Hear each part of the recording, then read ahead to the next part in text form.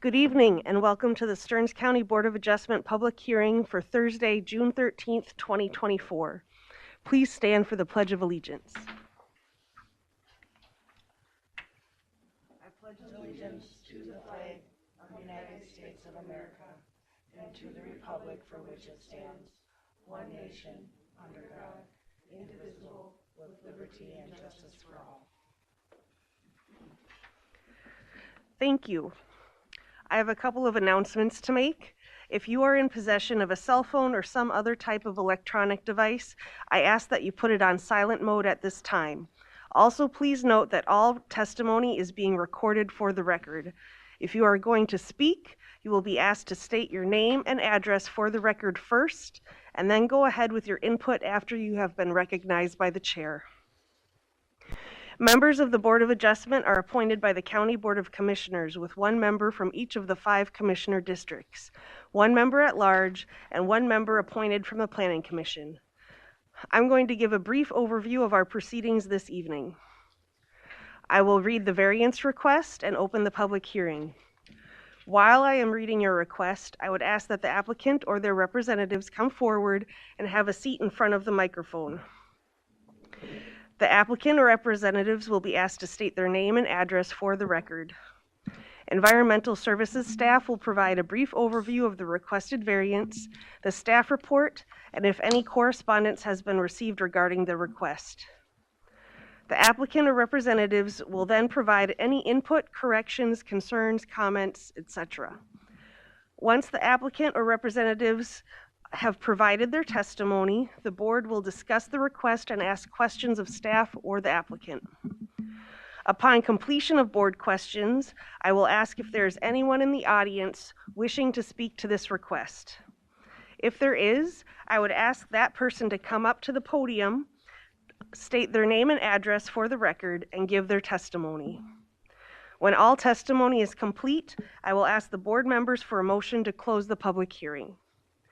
Once the motion has passed to close the public hearing, there will be no further input from the audience, from the applicant, or Environmental Services staff unless recognized by the chair or if one of the board members wants some type of clarification.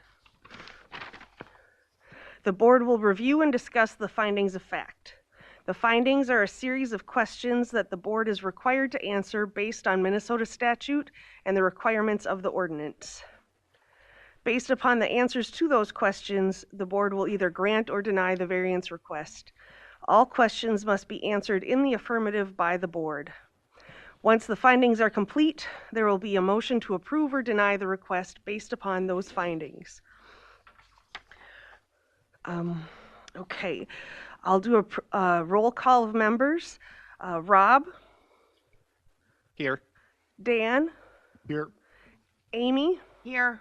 I'm Jill, I'm here. Bonnie? Here. George?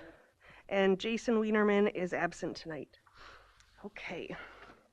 Our first agenda item is a request from Richard and Linda Munsinger, Cold Spring, Minnesota, trustees of the Munsinger Family Rev Trust from section 9.9.9A2 of Stearns County Land Use and Zoning Ordinance number 439 to construct a 10 by 12, 120 square foot deck less than 30 feet to a rear property line. Said ordinance requires a 30-foot setback to a rear property line. Affected property, Lot 1, Block 3, Clems Subdivision, Section 20, Township 123, Range 30, Wakefield Township. Property address 17513 County Road 83 in Minnesota. So applicants, make sure the little green light is on, and then please state your name and address into the microphone for the record. Linda Munsinger, 17513. Linda Munsinger, 17513 County Road 83, Cold Spring, Minnesota, 56320. Okay, thank you. Yes, Richard Munsinger, 17513 County Road 83, Cold Spring, Minnesota, 56320. Okay, thank you. So a roll call to see who is able to visit the site. Rob? Yes. Dan? Yes. Amy? Yes. Jill, I was not able to visit. Bonnie? Yes. George? No. Okay, and a staff report from staff? Sure. Thank you, Madam Chair, members of the board. The applicants own part of Lot 9 and all of Lots 1 and 2 of Clem's subdivision in Wakefield Township. Clem's subdivision was platted in 1964 prior to the official controls. The tract contains 26,552 square feet in lot area per the survey provided with the application. The property is in the R1 zoning district. The applicants purchased the property in 1976. There is an existing 1,682 square foot residential dwelling that was permitted and constructed in 1973. There is also a 60 square foot deck that was constructed in 1973 per the Stearns County Assessor's records. The deck was not listed on the 1973 permit application. The dwelling is a legal nonconformity and the deck is an illegal nonconformity as they do not meet the current rear property line setback. Prior to the land use and zoning ordinance adoption in 2000, there was not a rear property line setback of 30 feet. There was only a property line setback of 10 feet. The applicants wish to construct a 10-foot by 12-foot, 120 square foot deck and a 10-foot by 24-foot, 240 square foot patio. The setback requirements only pertain to the deck portion of the proposed project. A variance from Wakefield Township has been granted for the proposed deck to be located 57 feet from the center line of Fairway Circle. The existing lot coverage on the property is 12% per the submitted certificate of survey. The variance, if granted, the proposed lot coverage would be around 12.1%. The property is in the Shoreland Overlay District of Schneider Lake classified recreational development. Schneider is on the list of impaired waters for nutrients. The subsurface sewage treatment system on the property was permitted and installed in 2014. The system was certified compliant in 2024. The proposed request represents a 70% deviation from the required rear property line setback. Wakefield Township, Sauk River Chain of Lakes Association, Sauk River Watershed District, the Minnesota Department of Natural Resources, and property owners within 500 feet have been notified of this request, and we have not received any other correspondence. Thank you. For the applicant, is there anything you'd like to say or comment on in addition to the staff report? No, not at this time. Okay, thank you. Any questions from board members? Madam Chair, I have a question for staff. Establishing the rear or side of a home, how is that established? Madam Chair, members of the board, so the rear is determined from the opposite side of where the driveway access comes off of. Okay. The sides would be obviously the other property lines. Okay. So in the case that this was, say, the other side of the house, which I would look at as being the rear, that was the rear, would this be in compliant, the deck being compliant? If it were placed on the other side of the house, No. you mean what? If you just labeled, if that wasn't the criteria, because if I look at the house the way it faced, Mhm. I would have to be convinced that this is not the side of the house and that this is the rear Sure. of the house. Sure. As you like, because if you look at the view of the golf course over there, I look Yep. at that as the front. And Yep. so, Yeah. okay.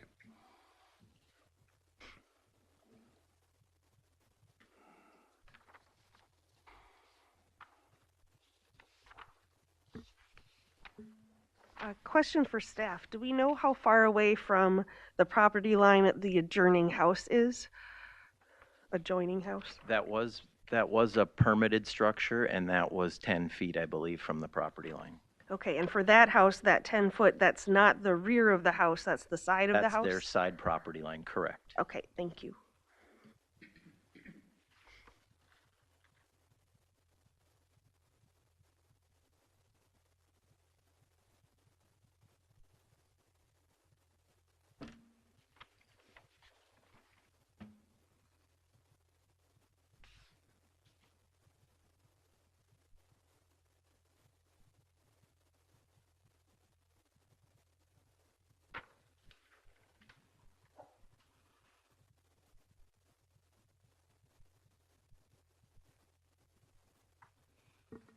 Madam Chair, one more comment.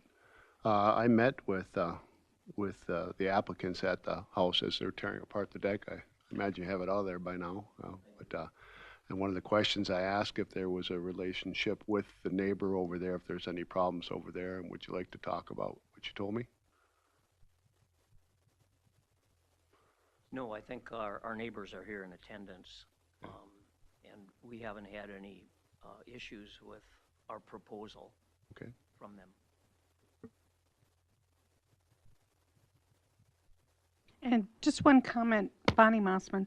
I just have one comment about this. You know, with the different designs of houses nowadays, I've seen a number of houses where you enter into the garage on what I would consider the side of the house.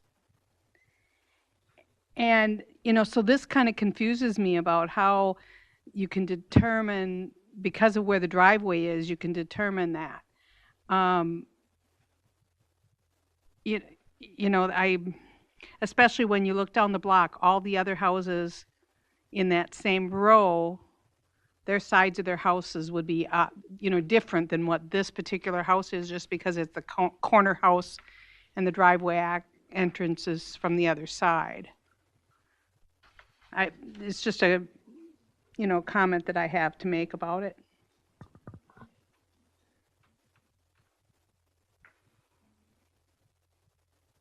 A question for the applicants. Could you describe a little bit to me, please, of, you know, just because the orientation of the building is unique, how you are currently or plan to use that deck? It sounds like access is what you're hoping to improve, but talk to me kind of about, you know, that's not where you're pulling your cars in, so you're probably not bringing your groceries in that way. You know, what are you going to use that space for? Yeah, presently, the deck is only 6 by 10. It doesn't allow us much space. We have a pellet grill on there. There's not really room for chairs, and we access that stairwell to get down to the patio, which is being replaced. And the way that I'm approaching this is that if we can increase it to the 120 square feet just by that additional 4 feet, we'll have some seating area there. And I looked at it as a safety issue that we wouldn't have the need to use the stairway to get down to the patio as much. We may access the patio when we're outside, but we'd be able to comfortably sit in the chair on the new deck and not be reliant on that stairwell as much, which in our point certainly could be a safety issue. So we're looking to increase that as a usable space and hopefully not even rely on that stairwell as much to go down to the patio. So we're looking at it as both usability and in addition a safety issue for us as well. Thank you. Question for staff. So this addition, what they're proposing to expand the deck with, does it encroach on the neighbor's property any more than the previous deck did, or is it even with what the previous deck, even though it was illegal at the time, encroached? Madam Chair, members of the board, I believe there's a 4 foot more encroachment because the deck's going to be 4 foot, I would guess, wider than the other one. That would be my call Right. on that. So 4 feet is the addition. 4 feet is the addition, and it would line up then with the existing patio that we just removed. And the replacement isn't going to be an at-grade patio, so the deck will line up in a continuous line with that 10-foot width of the patio. Okay, thank you. So it's coming out 4 feet this way. Madam Chair, a question for the applicant. There's this existing screen wall there. Are you going to put the screen wall back up, or is that going to be open? No, that screen wall won't be necessary. Before the neighboring house was built, we felt we wanted it because we were quite exposed to traffic on Fairway Circle. Now that's not the case, and the patio Not will... golf balls from my hook? Pardon? Not golf balls from No. my hook over there? I guess we'll take our chances there. We're just going to have about a 21-inch sitting wall as a perimeter of the patio, just to make it add a little attractive feature, with a couple of openings where we can walk off the patio both to the west and to the south. But it'll just be a short little, maybe a 21-inch I guess they call it a sitting wall, that will be used similarly with these concrete blocks. Fairly decorative, but no, we're not going to be replacing that full privacy wall that you had seen. Thank you. A question for staff. So the neighbor's house that this is going to be close to, when was that built? Was that built before or after this applicant's house?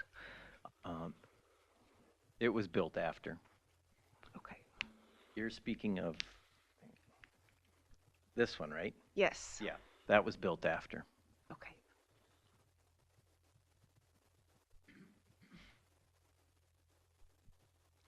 Any other questions from board members? Okay. Would anyone from the audience wish to speak on this request?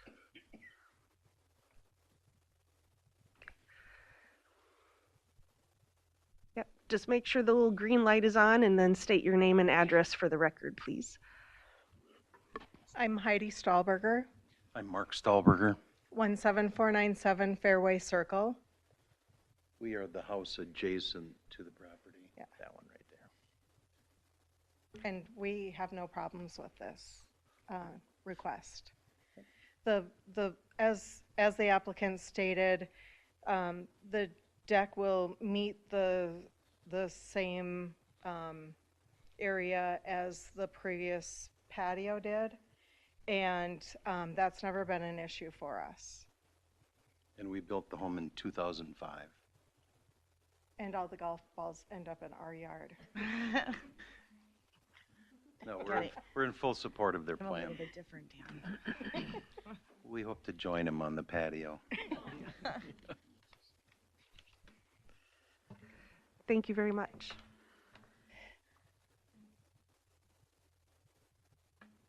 A question for staff. If this were a side of the house instead of the rear of the house, is the distance 10 feet required away from the property line? Madam Chair, members of the board, yes, that is correct. Okay. So it still would require a variance. The deviation would be obviously different than what this deviation is. Okay. Yeah. Anyone else in the audience wish to speak to this request? Anyone in the audience wish to speak to this request? Hearing none, I'm open to closing the public hearing. Motion to close. I have a motion. Do I have a second? I'll second it. All in favor to close the public hearing? Aye. Aye. Okay. The public hearing is now closed. Okay, so let's move to the finding of facts.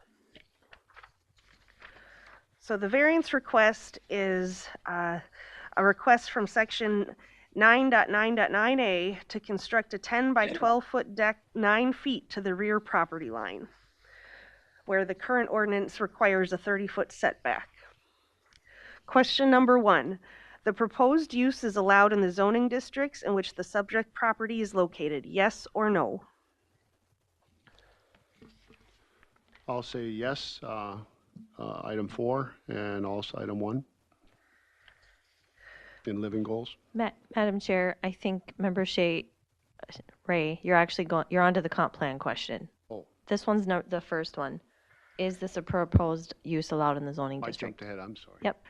Yep, so I believe this plot is zoned R1 zoning district. So is it allowed to have a deck built on a home in an R1 zoning district? Madam Chair, yes, decks are allowed in the R1. Okay, I have a yes from Rob. Dan? Yes. Amy? Yes. Bonnie? Yes. George? Yes. And I'm a yes. Number 2, the variance will be in harmony with the general purposes and intent of the official controls, any related ordinances, yes or no. So is it in harmony with requiring the 30-foot setback for a rear property line?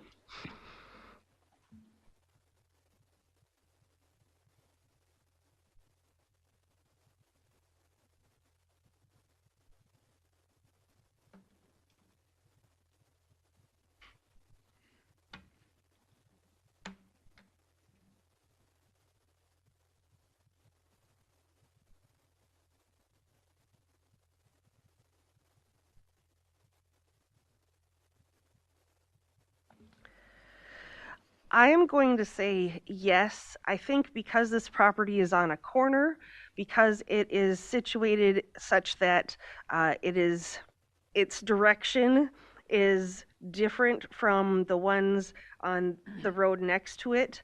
I believe it's kind of a judgment call where reasonable people could also assume that that might not be the rear of the home. It sounds like they are still leaving a good amount of distance between the building and the property line, where I think that the general purpose of the control is to ensure that there's enough room between properties, that houses aren't right next to each other in a residential area. So I'm going to say yes. Rob? Yes. Dan? I'll agree with that explanation. Amy? Yes. Bonnie? Yes. George? Yes. That's a yes for number 2. Number 3, the variance will be consistent with the comprehensive plan, yes or no? Madam Chair, I'm going to say yes under living goal number 3, supporting housing options that give people in all stages and all of economic means viable choices for safe, stable, and affordable homes. Okay, we have a yes from Amy. Rob? Yes. Dan? Yes. Bonnie? Yes. George? Yes. And I am a yes. Number 4, the property owner proposes to use the property in a reasonable manner, yes or no? Madam Chair, I'll say yes. Having a deck on the side of your house is a reasonable use. Okay, I have a yes from George. Rob? Yes. Dan? Yes. Amy? Yes, but I want to add to this too that replacing the existing one with something more newer is also safer. Okay. Bonnie? Yes. And I am a yes. Number 5, the plight of the landowner is due to circumstances unique to the property, not created by the landowner, yes or no?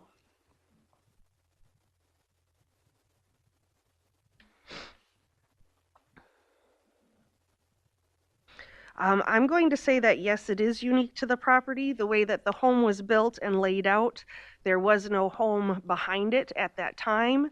The way that probably the interior of the home is designed so that there's a deck coming off of that area. I think that it is unique to the property the way that this home is oriented compared to its neighboring homes. Rob? Yes. Dan? Yes. Amy? Yes. Bonnie? I'm going to say yes, and I'll add the reason that, at the time that this home was built and positioned on this plot, we didn't have the zoning guidelines for the 30 feet that we currently have, and it was changed. And so, they weren't able to design the house in order to have this deck. Okay. George? Yes. That's a yes for number 5. Number 6, the variance, if granted, maintains the essential character of the locality, yes or no? I'm going to say yes. There's lots of decks and lots of seating out there. It's a beautiful area. Okay, a yes from Dan. Rob? Yes. Amy? Yes, but I'd like to also add that there is, the neighbors are on board as well. Okay, Bonnie? Yes. George? Yes. And I am a yes. That's a yes for number 6. Number 7, the need for the variance involves more than economic considerations, yes or no? Madam Chair, I don't think economics played a part in this. That's a yes from George. Rob? Yes. Dan? Yes. Amy? Yes. Bonnie? Yes. and I am a yes. So all questions answered in the affirmative. I'm looking for a movement to approve. Madam Chair, I'll make a motion to approve. Okay, I have a motion from Amy. Do I have a second? I'll second that. And a second from Dan. Rob? Yes. Bonnie? Yes. George? Yes. And I am a yes. Your variance has been approved. Thank you very much. And if you have any questions, please speak to staff during normal business hours. All right, thank you.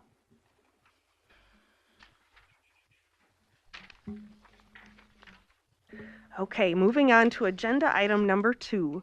An after-the-fact request from Mark and Lisa Ostendorf, Eden Prairie, Minnesota, from Section 6.2.1G and 9.9.11 of Stearns County Land Use and Zoning Ordinance Number 439 to leave as constructed a principal residential dwelling less than 10 feet to residential accessory building and a maximum lot coverage of greater than 25%. Said ordinance requires a principal residential dwelling to be located a minimum of 10 feet to a residential accessory building and a maximum lot coverage of 25%.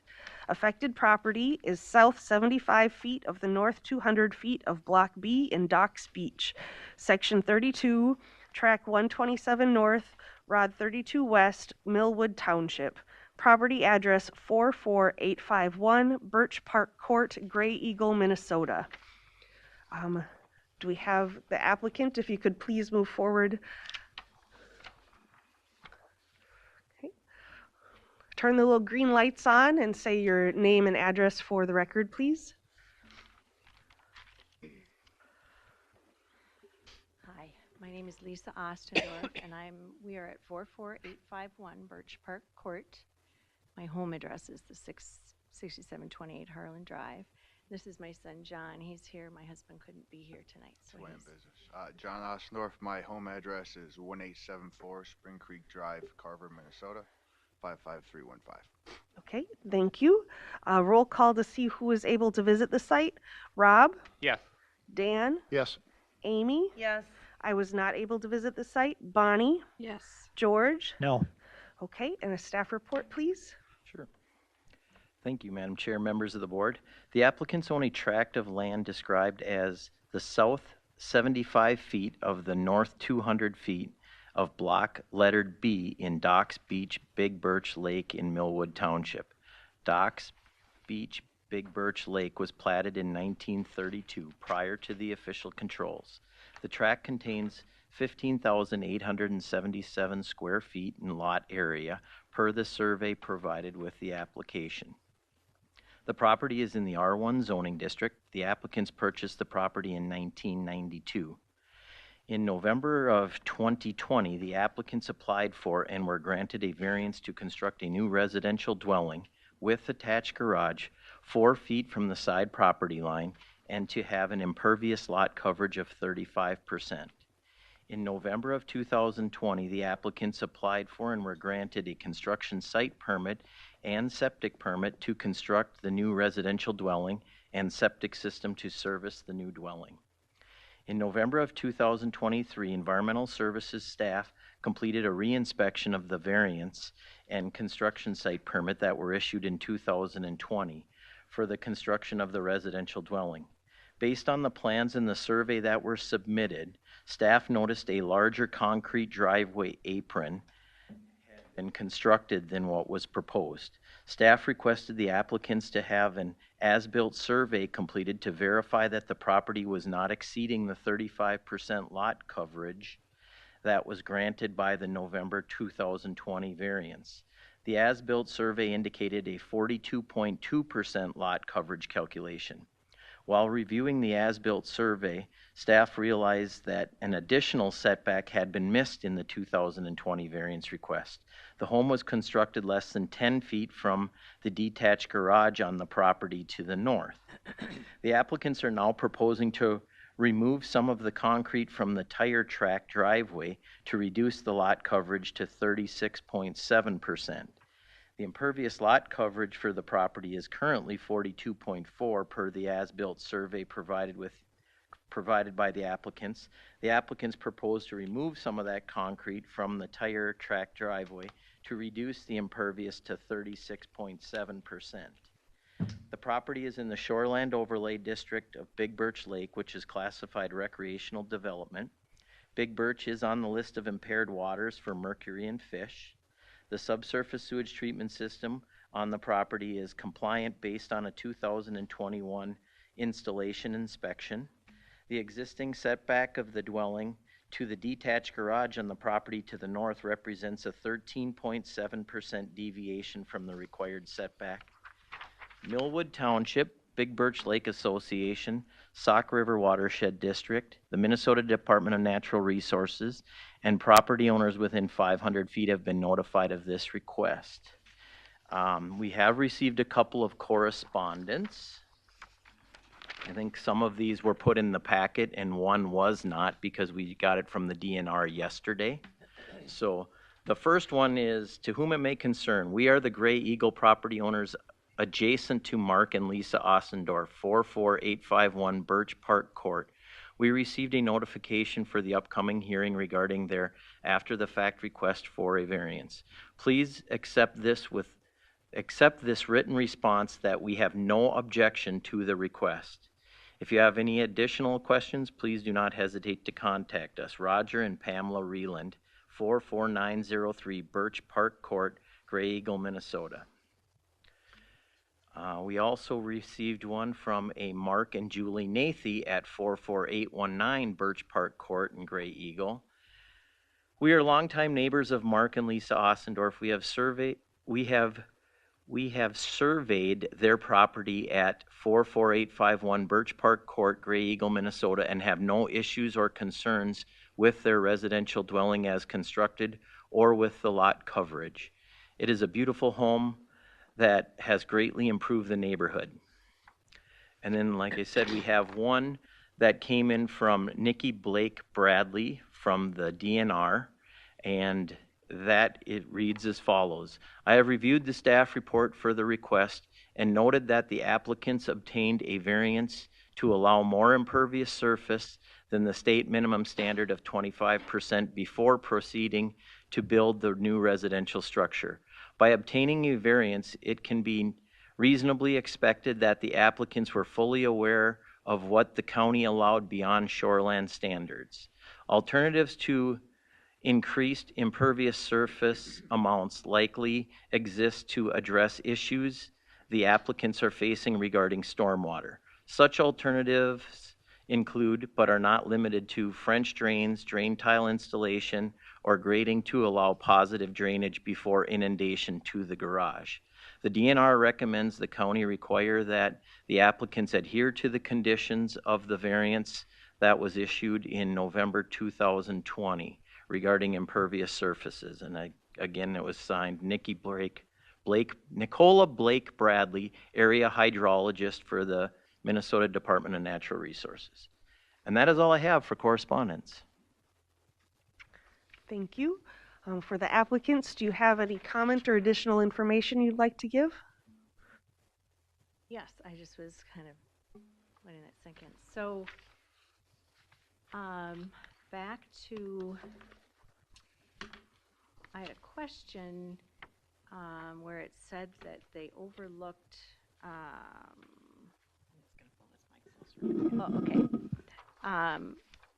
that there, oh, maybe I'll just come back to just start from the beginning. Sorry. I'm just going to say, in good faith, we followed everything. We're not trying to outdo, we followed the permits, we did everything. We worked with our builder.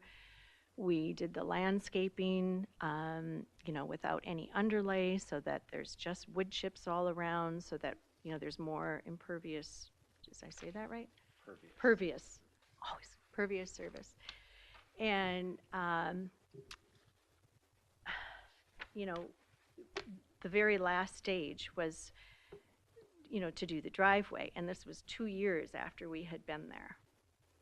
And I wasn't even aware that that they hadn't come out to check the stormwater drain system. I thought that was all taken care of, when they come through and do all the checks for the house and things like that a couple years later. And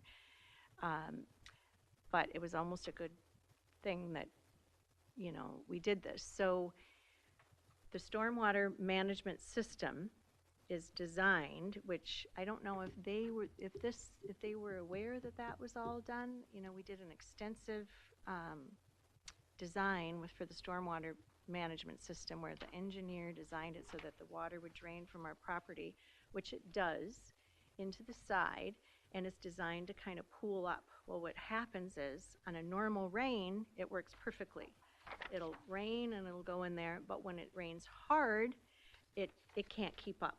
The drainage system can't keep up, and it pools up and it infiltrates and it comes out. And you can see by the pictures, I just happened to be there. The first time it happened, I was standing in my house and I thought, oh my gosh, the floor is wet. Rain came in. And I thought, wow, this must have really been a bad storm. And we just had the dirt driveway that we were compacting before we would do something. I thought, wow, this must be bad. And then it stormed again. And this time I couldn't keep up with the water coming in the cabin. It was, pooling, so it couldn't infiltrate the stormwater management system fast enough. So it pooled up and it just went, through all the way back to the porch, the side of the house, the front of the house, the garage. It was wet everywhere. And so then we realized, okay, well, so we talked to the driveway people and I said, well, we can, fix this. We'll pitch it so it's pitched down from the driveway and down from the house so that it goes right into the stormwater management system. So we haven't had any issues since that happened. And it looks like we didn't intend for it to be over. I don't really, it was 1.7%. We did reduce the driveway. My son actually today, and I have pictures, I couldn't get him in time. It was hard to get the sod, but he reduced the driveway down to 13 inches, and I do have pictures. And it looks beautiful. So that's taken care of, and we were able to maintain the grass before, in the middle of the driveway. Yeah, so if you see the picture, that's exactly what the driveway looks like right now. So basically just 2 tire tracks down the driveway and sod along both sides. Yeah. So, I mean, like she said, there's about 15 inches just to get your tire tracks down the driveway. So then the rest is all grass. If anyone would like to see the picture, Yes, so, I actually would. Yeah, okay. Of course. Okay, I've got it on my iPad. I sent it to, the email was supposed to go Do you want me to I put it up think it somewhere? has to go, doesn't it have to be displayed so that it's on the public record? Yeah, the other thing, you could send it to me too, and I can put it up Okay, on I the sent screen. it to Brenda, who's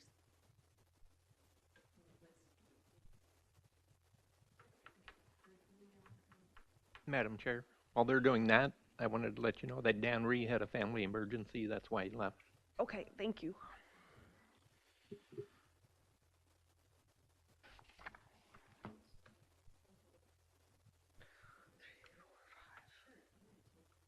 And then while they're doing that, who designed the storm system? Do you know? I would have to go back to the original. I don't know offhand. I believe that was.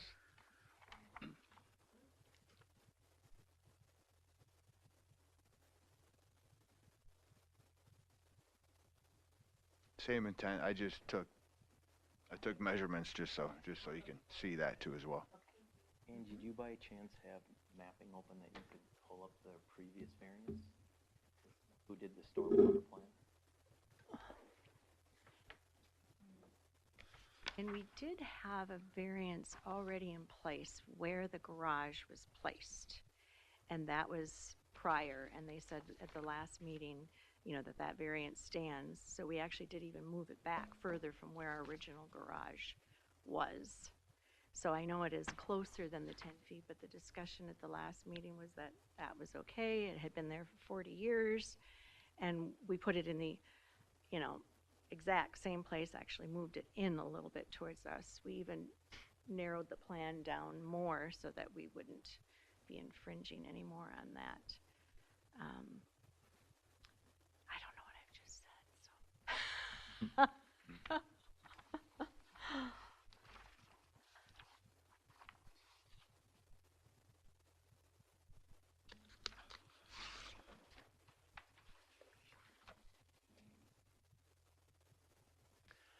It was WSB Engineering who did the stormwater. WSB Yeah, Engineering. somewhere.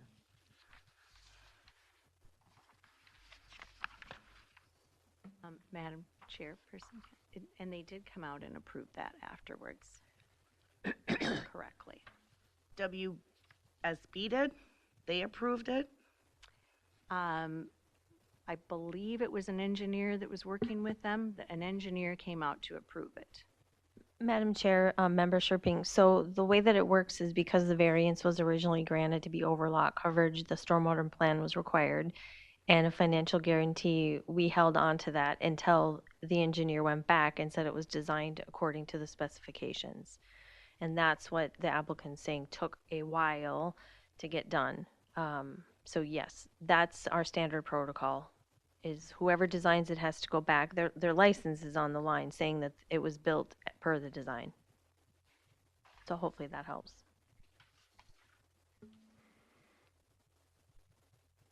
Yep. And then you were going to pull up the pictures or still working on it? Put them through on that too as well. What can I put it through?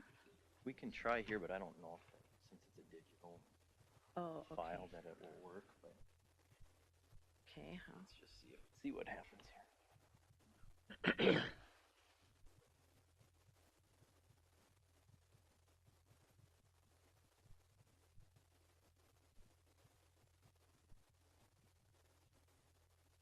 Thank you.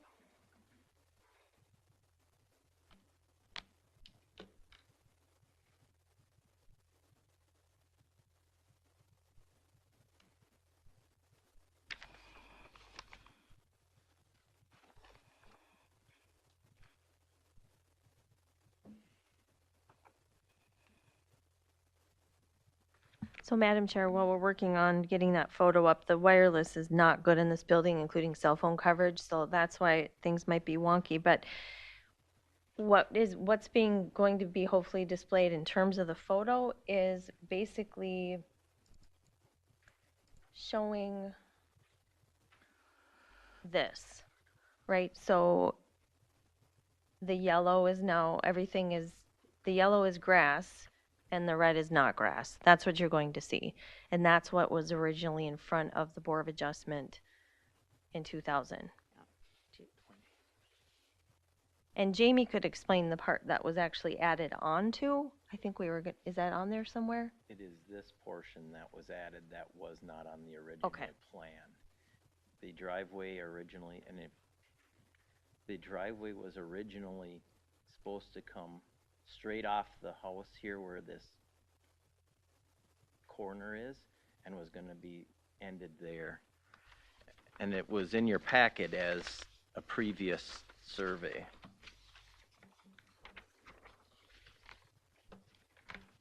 Madam Chairperson? Yes. Yeah, that's the part that they had to add to pitch to get the water so that it would mitigate away from our house and wouldn't go into the house. So it's just a little portion.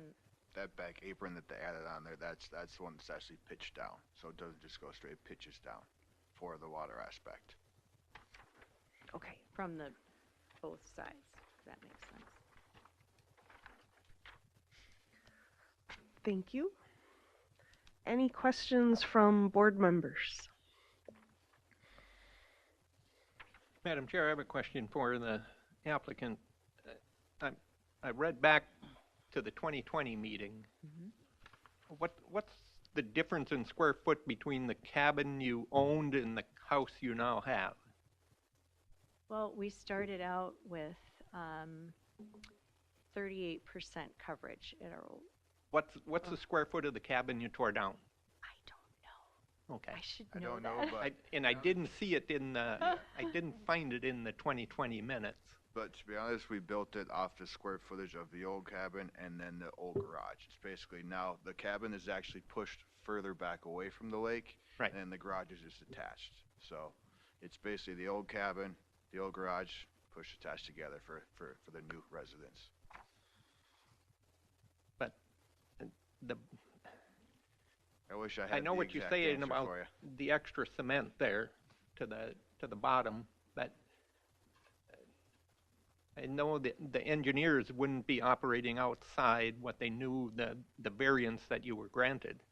The board in 2020, and Bonnie was on the board, they gave you a tremendously generous variance, and you went and burned them. You went to 40, almost 43, 44%. 35% is, well, I've been on the board 3 years. I've never heard one that high. And yet, you went up to 40, over 40. Is that maybe part of the problem you're having with water? Is that 43% of your lot is impervious cover? Madam Chairperson, can I answer? I'm so sorry you feel that way. We didn't try to burn anybody. In the beginning, we were supposed to do the tire tracks, and honestly, we forgot all about that. On the packet that we got from Stearns County, it said that we could use, it says the Minnesota Pollution Control, you could put crushed granite. So we did that. We talked to our builder. We still had the ground. That's part of the problem. That's what that area there, which was making it seem like there was so much more coverage. So it's really only 1.7% over now. But 35 is way over 25. 25 is the state guideline. Right, Correct. right. But But our previous cabin was over that as well. we were actually backing off what we did with our previous cabin. We improved it. We moved our cabin back. We got a brand new septic. We cleaned up the lot. We wanted to put the septic on the other side, but the lot was so saturated over there that we couldn't. We had to come in. We had to have fill place. We really didn't try to do that much over. We were granted that because in 1940s, these lots were developed for small cottages. We've been over here for over 30 years. My in-laws had a farm in Melrose. We are integrated, our roots. My father-in-law grew up in New Munich. They had a grocery store. We're very integrated here. We love the lake. We weren't trying to burn anybody and do anything. We just wanted something we could live in that would be usable space. We're spending the money, we wanted usable space. We were granted the 10% over. We, in good faith, did everything we can, as we could, towards the permit. We didn't know, we couldn't have anticipated that rainwater was going to come from the neighbors down, streaming into our lot. And now we've got this home that we're going to be inundated with water every time it rains, or we have bad rains, and we're going to have mold and mildew. And Wasn't our intention to do anything like that. No, it made it. I'm sorry if it But you portrayed work that with way. an engineer that deals with stormwater. But you know, Why- nature trumps people, and I don't think that every time it rains that's going to happen. It just so happened that I happened to be there at one of the worst storms, and I thought, wow, good thing we're catching this now. And in the beginning, and I'm grateful, and I feel blessed that we could do what we did. I did not intend to burn anybody. Well, I think there was quite a bit of discussion at the 2020 meeting about the actual size of the house you're putting on there. You had to go to 4 feet from the side property line. It was that big. Madam Chairperson. Just a moment. I just would like clarification from staff, please, on guidance. Should we be looking at this as an amendment to the existing variance, or should we be looking at this forgetting about the existing variance and it's instead a variance from the ordinance? Does that make sense? Like we have a legal variance that was approved 4 years ago. So we have this much difference now, obviously not to scale from that. Should we be looking at this at this much or at this much? Does that make sense what I'm saying? Yeah, Madam Okay. Chair, Is members there of the board. guidance on on what we should be considering in this case. I guess the way you should be looking at it is you're kind of looking at the 36% as the 25% right now. So their 36 was their 25, okay? And so this is above and beyond that 25%. Okay, so we're considering the moved baseline from what we approved 2020. This is the difference that we should be considering today, not the whole difference. That is, but you also have to look at the whole as well, you know. How you guys decide to rule is kind of up to you guys, but they went above and beyond what they were allowed to do, and now they're asking for a variance for that. Okay. Madam Chair, I think another way to look at it would be if the variance is denied, they need to come into compliance with the 35. But you can't, like tonight, you can't give them less than 35. Okay. Okay. Thank you for that. That's what I needed to know. It just sounded like some of the discussion was regarding 2020 and before, and I wanted to be sure that, is that good, or should we instead be focusing more on the difference between that approved variance and today? So just wanted to clarify. Thank you. I know what you're saying, Madam Chair, but I wasn't trying to go back on the 25, but look at it from the lake point of view. The lake isn't going to say it's 1.7. The lake is going to look at 36.7.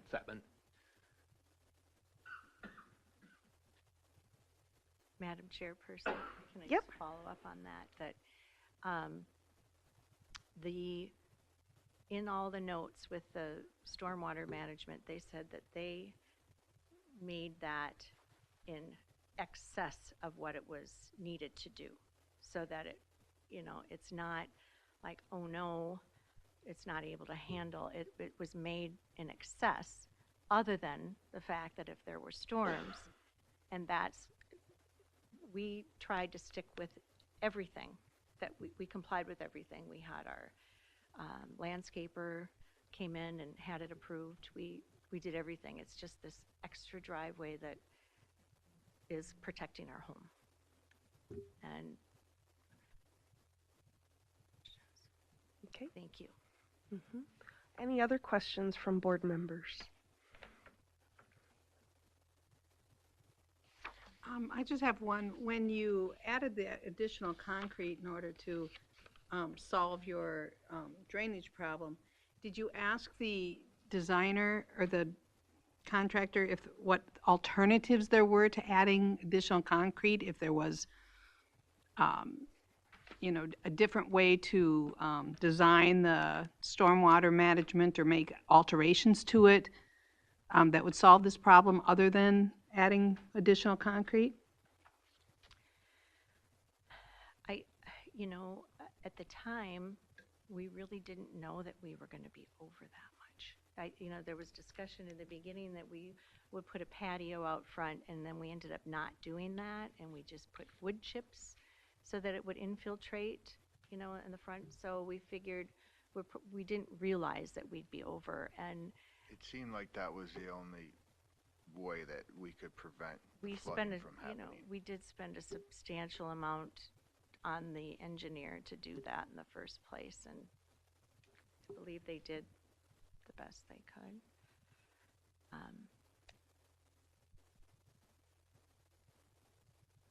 Any other questions from board members?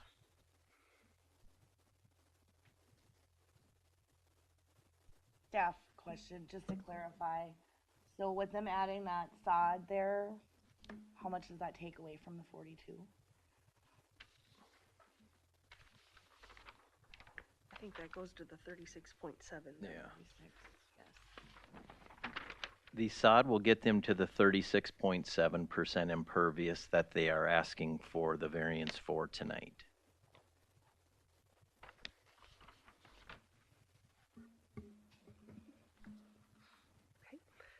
Is there anyone in the audience who'd like to speak to this request? Yep. So please be sure the green light's on, and then state your name and address for the record, please. My name is Chad Van Beck. I live at 44348 Birch Park Birch Park Trail in Gray Eagle, which would be down the way a little ways. I'm here actually representing, I'm a supervisor for Millwood Township. So I just came to, I guess I got nominated to come and just provide some, ask maybe a few questions, provide some clarification back to the township. Reason we wanted to get some clarification is we had been dealing with some pressure from the neighbor to the south. It would be the adjacent neighbor, Donnie and Helen Van Drail. What he did was he came to a number of board meetings or our monthly meetings, and then also wanted us to do some stuff. And maybe if I could just step over there and tell you what his issue was, would that work? Mm-hmm. Okay. So, and I'll try to talk loudly. So back in the day, before this, this is the drain field septic system. Correct. Yeah, correct. Yes. So what he's experiencing now, not last year because of the drought, the year before, is the water comes down here, and it used to pass through into the ditch up north here. Oh, Otherwise, we can't okay. get you on the video. There you go. Thank Sounds good. The orange one. So in the past, before, I would use this one up here. It doesn't. oh, there we go. See that one. Okay, in the past, before this drain field was built here, the water used to come this way, is the way we understand it. And that was verified by John Glazer, a neighbor, and Julie Nathy was out there too. We met on site. So the water used to come down here, but now that this was built up, and I think this is higher than what it used to be, the water came here, and what Donnie was saying, it was actually coming into the corner of his cabin there. And he's had some issues, I guess, with doors not fitting right. He doesn't know if something shifted. Like I said, it was 2 years ago from a heavy rain. So what he wanted us to do was bore a culvert underneath Birch Park Court and get the water on this side to go this way. Well, we're limited in resources, and we only deal with roads and roads right of way, so we can't really deal with water that's, causing issues back on lots. So we came back to Donnie. We said, I'm sorry, there's nothing we can do. So I don't know if he's come up with any resolution. I know we suggested that he come back to Stearns County and maybe talk to someone there because they had approved it. So I guess my point of coming, and the other supervisors wanted me to come, is there any resolution with the water issue? I don't know if there's something that can be done, or I don't know if anything has been done in recent years. I know last year was a drought, so it's not a real good gauge on what the water could do. I know maybe last night with I think we had 1 inch and 2/10 in 15 minutes. Be interesting to see what the water did, but I guess I just wanted to bring that to the attention. Which is the township road? The Birch Park Court, this one right here. That's a township road? Yeah, this is county, this is township road, tar road. So I don't know if you guys can speak to that. I can add some more on that. Okay. So the culvert you were talking about that goes from his through my parents, and that's actually my grandma's house right next door to theirs. And then that goes through a culvert that goes into, there's like a drainage system. Here, you can use that if you like, the orange button. So there's a drainage system right here. It actually comes off from the hill Right. straight into a culvert down here and into the lake, which Correct. is a little crazy. But so there used to be a culvert that went from right here, which it's been bogged down for years, and that went under their driveway into my grandparents, into that. That's been blocked off. I mean, ever since I was even alive. There's never been any drainage that goes through there. Okay. And Donnie has owned the place for maybe 10 years or so. Yeah. So in his time, what he's saying, if this is blocking off and that's causing it, that's just that's false. Well, and it was more John Glazer who was saying that it used to, even though it wouldn't utilize the culvert, it would just run that way before the drain field was built up. Well, so it would run and it would sit all in this driveway. So growing up, I had a basketball hoop, so they had the same driveway. I had a basketball hoop right there. Every time it would rain, all that water would come up and the basketball hoop would fall down. Okay. So when they built this place, they had to haul truckloads of dirt in there to raise it up a little bit because the soil was so bad. Okay. If you look at other pictures previously too, you'll see that right here on the rainwater, it's coming off his hill right here straight down into that area. So a lot of it's coming from his property down. And then it just sort of gets funneled in between his place and your place, right, and goes down to the Exactly lake. why we put that drainage system in there. And then, so there's a drainage system right here, and then there's also one down in here that holds water too as well. Okay. So it's like a two funnel system, and then it eventually drains down. And that's why I'm here for clarification to hear your side of it too. But I mean, he was telling us, well, I never had this issue before. The drain field got built up and blocked everything off, and you know, like I said, there was nothing we could do because we're not dealing with property owners' property. We're only dealing with road right of way, which there's no way to put a ditch in there to shed the water that way. His sidewalk is actually on my parents' property line. They're actually on their property too. So I mean, ultimately, a nice goal would be to somehow get it to that ditch to the north where it all should be coming into the lake all down in anyways. here, yeah. Well, and then, so the other big problem we have too is that all the water from, so this is a big massive hill up here. So all that water, when the rains hard too, that all drains down into these. Because we have to maintain that culvert underneath Birch Park Court. We've had to steam it out in the spring and stuff like that. So I didn't know if this was an issue connected to pervious area or if there was, I guess it's mainly Donnie that's dealing with what he told us, water issues since the new house went in, but yeah. Those are my thoughts. Okay. So I'm not pointing fingers or anything. I'm No, just saying I've been there for 35 years, so it's kind of. Is it? There, Okay. Yeah, there hasn't been any issues ever Donnie since. and my husband have then. worked on he's helped them and they've resolved it. We Okay. even had our landscaper help do some things, Okay. I believe. Okay. So he no longer has pooling, water pooling? No. No. And has the township heard going forward, any complaints from him? I think the only significant rainfall was probably the one last night, so I don't know if he'll be calling me again or not. But I haven't heard from him since last night. Like I said, last year was a drought, so it was the year before is when he was calling us and came to multiple meetings. So. So to, He didn't say anything. Yeah, Okay. I saw him today. He didn't say anything today. Okay. so to clarify for your testimony, does the township officially have a yes, no stance on this variance request? Like I said, I was nominated to come here, so before that, I didn't really. I guess the proximity to the other garage or whatever. Yeah, we don't have any. We're okay with that. I don't know if the impervious. I can't answer that almost. I don't know if the impervious area would fix the water resolution that we were, or the water issue that we were dealing with, but I can't. I'm sorry, Okay. I can't really answer the second. I guess I can't say either way on the impervious area one. Thank you. Does the neighbor to the other side have any issues with water? Just out of curiosity. My grandma's house right next door. Yeah. Yes. Yes. Yeah. And it's not from us. It's for a long time. So Long-term, currently coming from she the road. has issues with. Well, I think water goes underneath her cabin and the neighbor sometimes comes over and helps her pump it out. It's not from us, it's been from up long-standing. on the road. You know, she's next to that. Ditch. Yeah, she's ditch. next to the ditch, like I said. Like the issue is the ditch there, Yeah. and all the water from the road comes from up on the hill comes down. Those So that's cabins been a just- long-standing issue since the cabin was built.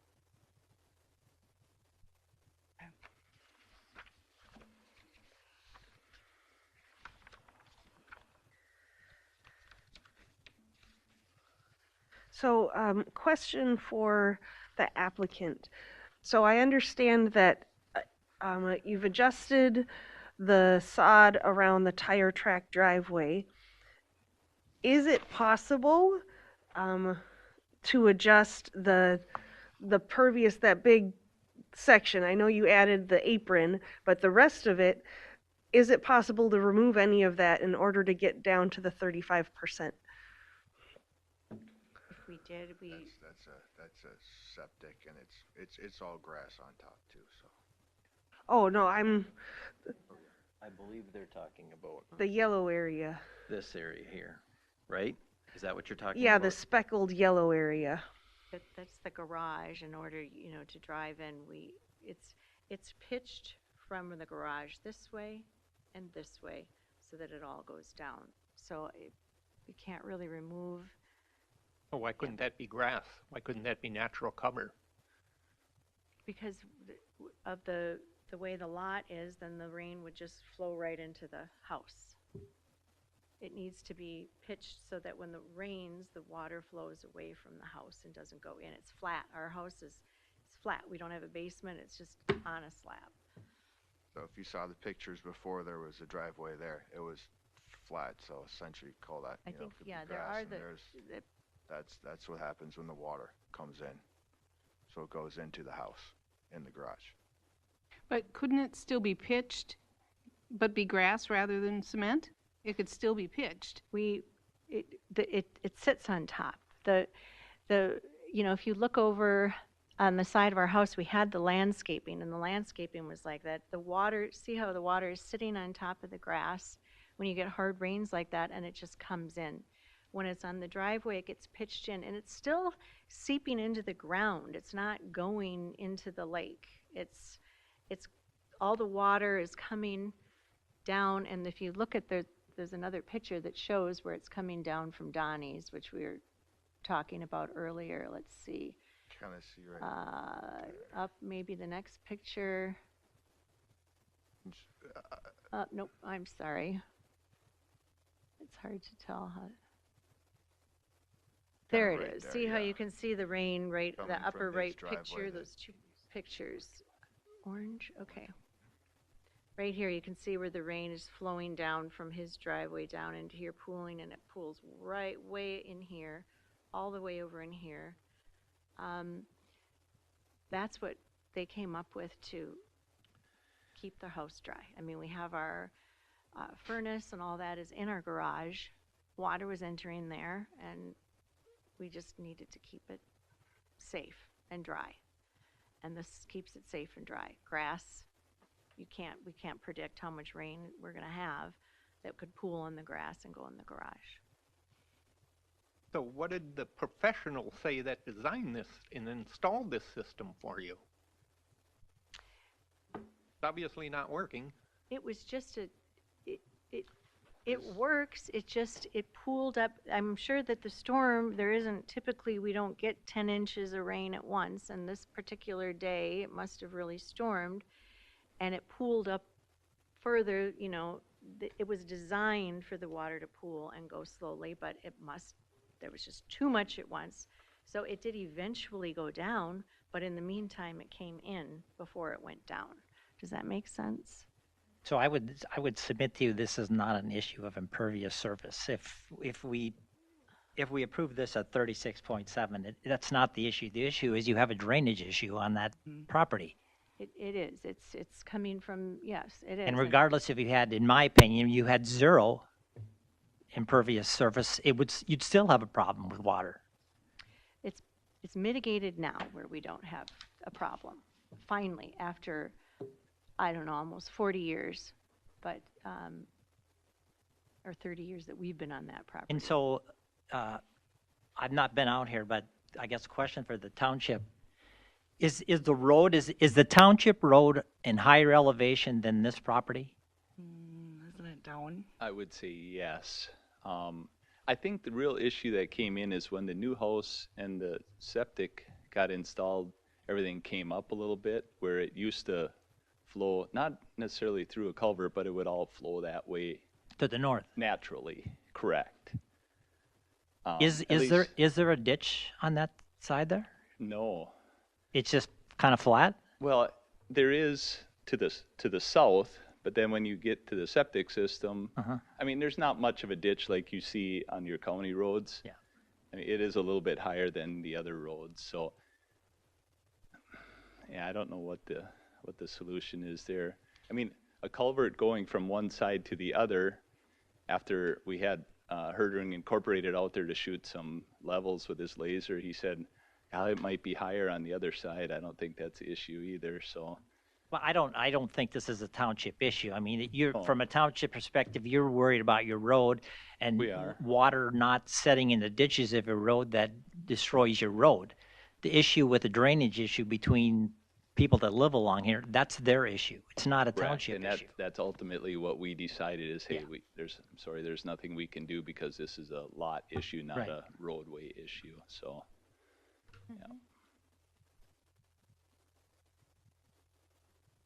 Okay.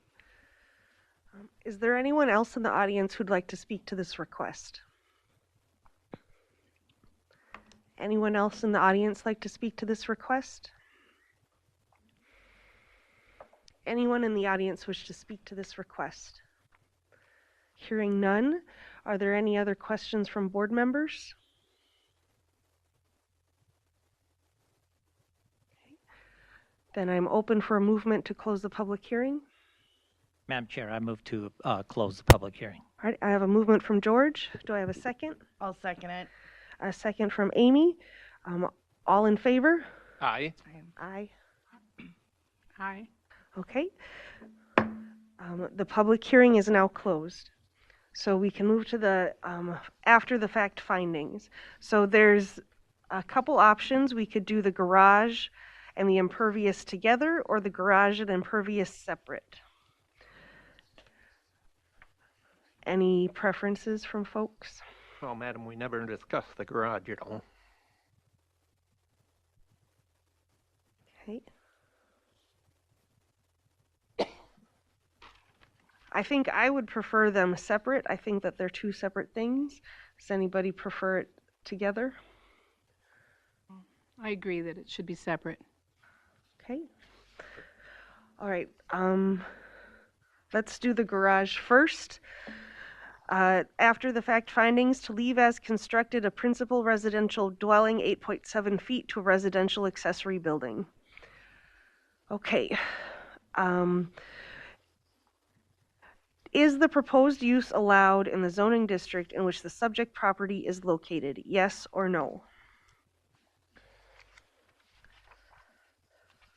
Madam Chair, yes. Garages are allowed in R1. Okay, we have a yes from Amy. Rob? Yes. Bonnie? Yes. George? Yes. And I'm a yes. Number 2, is the variance in harmony with the general purposes and intent of the official control? Yes or no? Madam Chair, I'm going to say it is. It's a difference of 1.3, which is minimal in my mind. We have a yes from George. Rob? No. The intent is to provide safety in between the buildings for access, and so fires don't spread as easily from one to the other. Okay, we have a no from Rob. Amy? I'm going to agree with George and say yes. Okay, Bonnie? I'll say yes. Okay. I will say yes on this one, as I feel like it is a minimal difference, and knowing that the construction's already completed and the county's benefits would not be outweighed by the applicant's burden in this case. So that's 4 yeses and 1 no. So that's a yes for number 2. Madam Chair, I would like to add that it would be impractical for this board to ask them to move the garage or move the house. Okay. Number 3, is the variance request consistent with the comprehensive plan? Yes or no?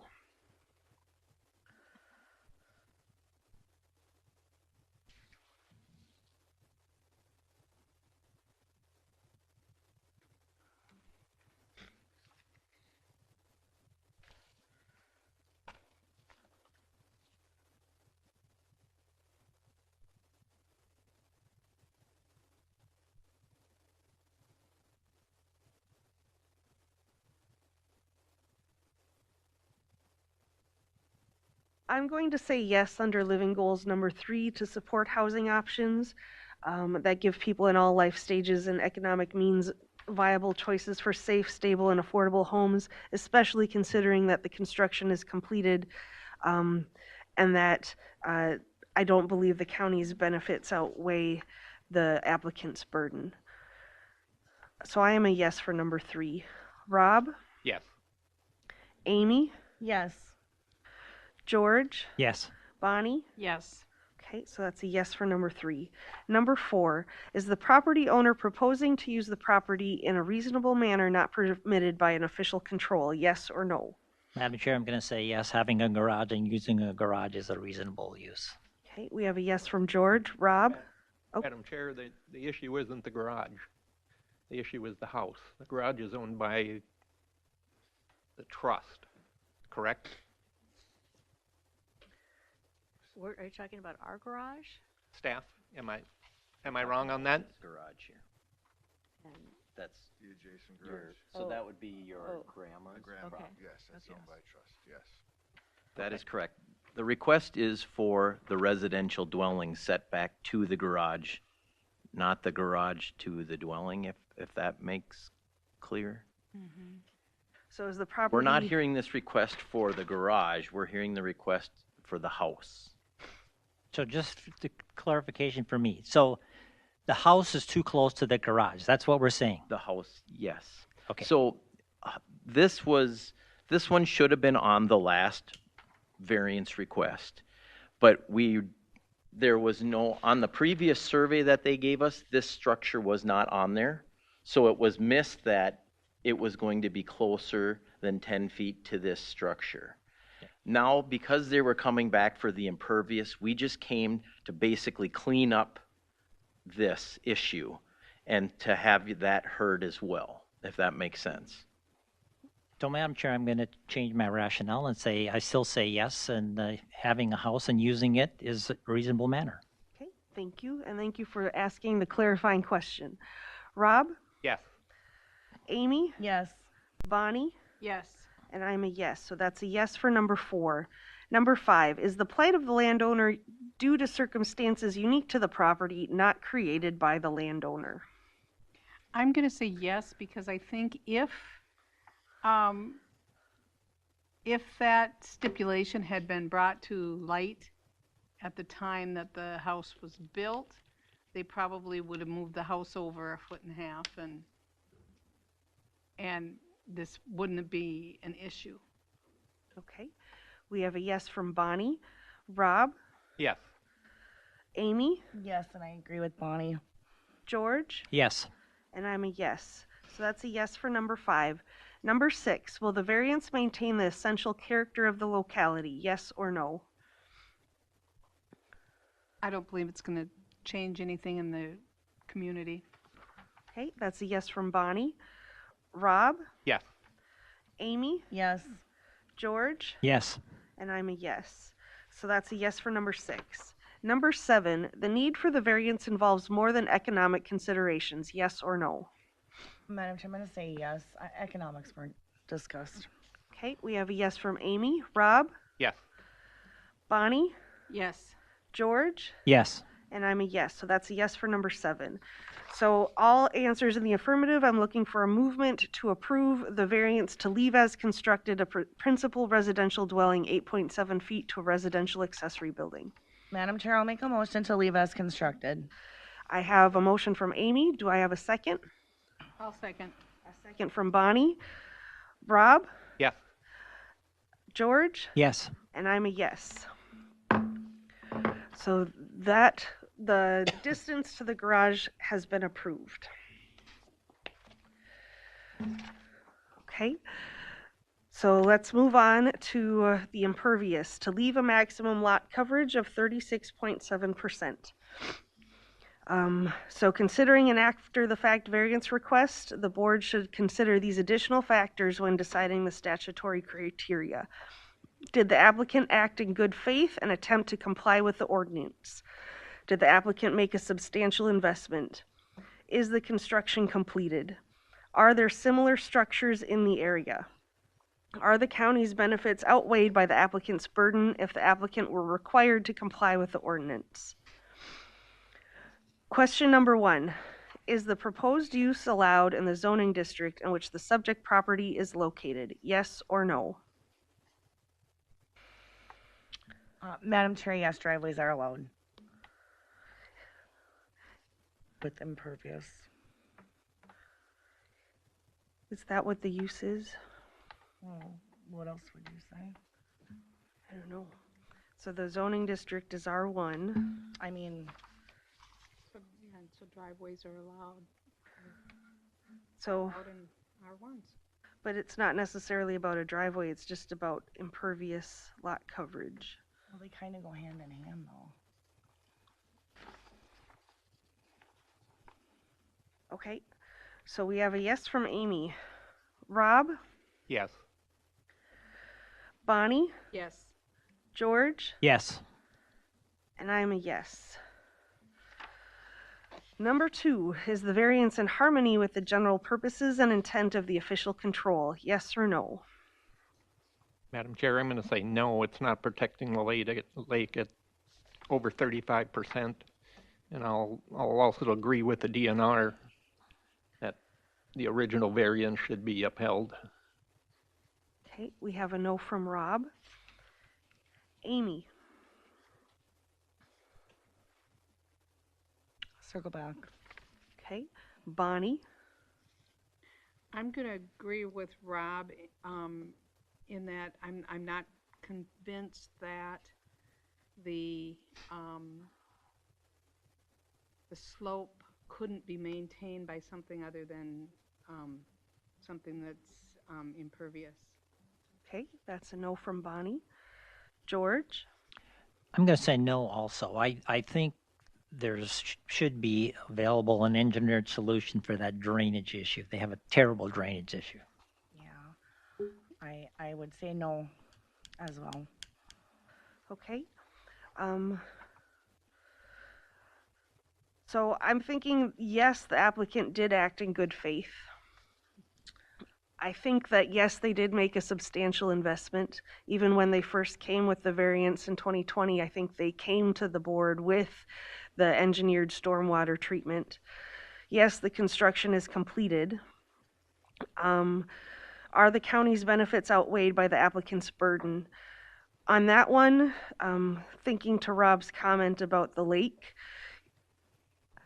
I think, and knowing how much the drainage already is there like that already, I'm kind of disappointed in the engineers, honestly. I feel like they should have done a better job. They should have handled this better. So I'm going to also say no. So that's a no for number 2. Number 3, is the variance request consistent with a comprehensive plan, yes or no?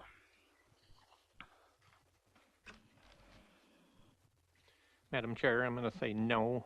Underwater Resource Policy number 5, recognize the carrying capacity of groundwater and surface water in development and land use decisions. Okay. And also number 1, adhere to adopted plans and regulations that maintain, restore, and enhance the county's water resources. Okay. We have a no from Rob.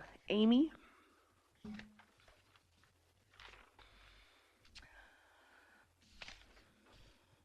I'm going to say yes under Lakeshore Living Policies number 5. I mean, there was a stormwater plan that was constructed. So it's not that they had someone come in there and do it. It got screwed up. Okay, that's a yes from Amy. Bonnie?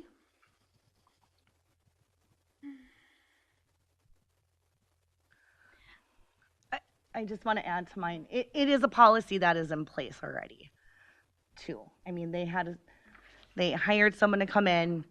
They knew what they're supposed to do. I mean, this policy is in place. It's doing what it's supposed to do, but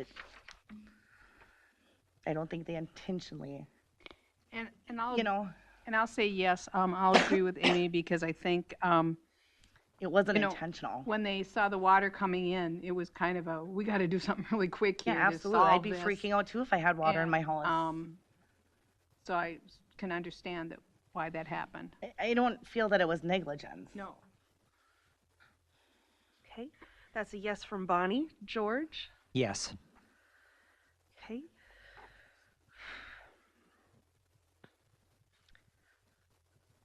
I can see both sides. I think I'm going to go with Rob on this one as a no, but that's 3 yeses and 2 nos, so that's a yes for number 3. Number 4, is the property owner proposing to use the property in a reasonable manner not permitted by an official control, yes or no? Well, Yeah, yes, they are. I mean, you don't want water in your house. I mean, you can have health issues, mold, rotting. I mean, Okay, we have a yes from Amy. Rob? Yes. Yes from Rob. Bonnie? Yes. George? Yes. And I'm a yes. Number 5 is the plight of the landowner due to circumstances unique to the property not created by the landowner. Yes or no? Madam Chair, I'm going to say yes to this. Just from hearing Chad and with the neighbors, I think it has to do with how the water drains all down. I don't think they created water to pool in their house. Okay, we have a yes from Amy.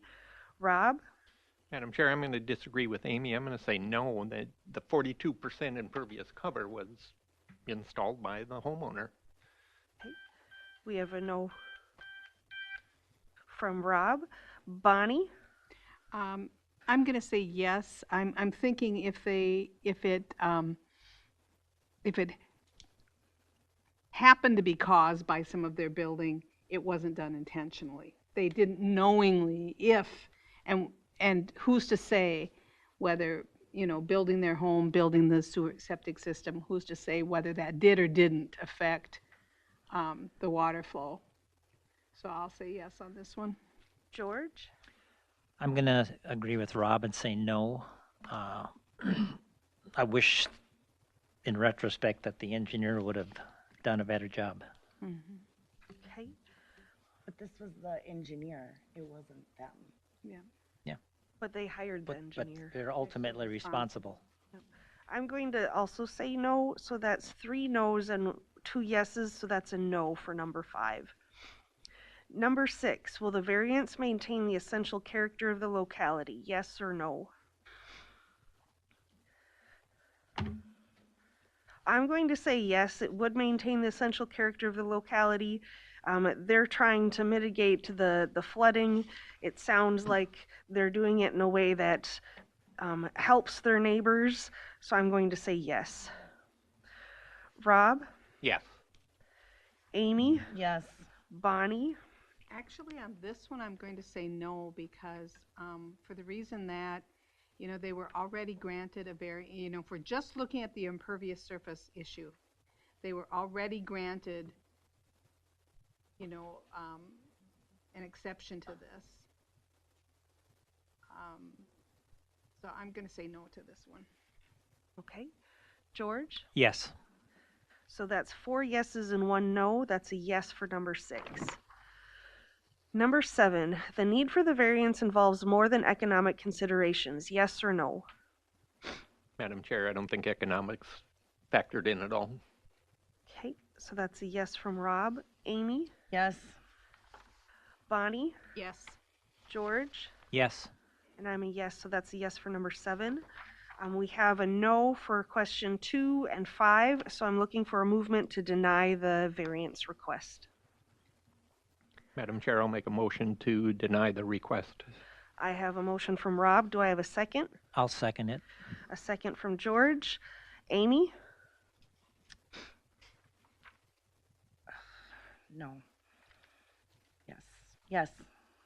Yes to the denial. No to the denial. Okay. Bonnie? Yes. And I am a yes, so that's 4 yeses and 1 no. So the impervious lot coverage has been denied. Thank you very much for your time tonight. If you have any questions, you can talk to staff during business hours.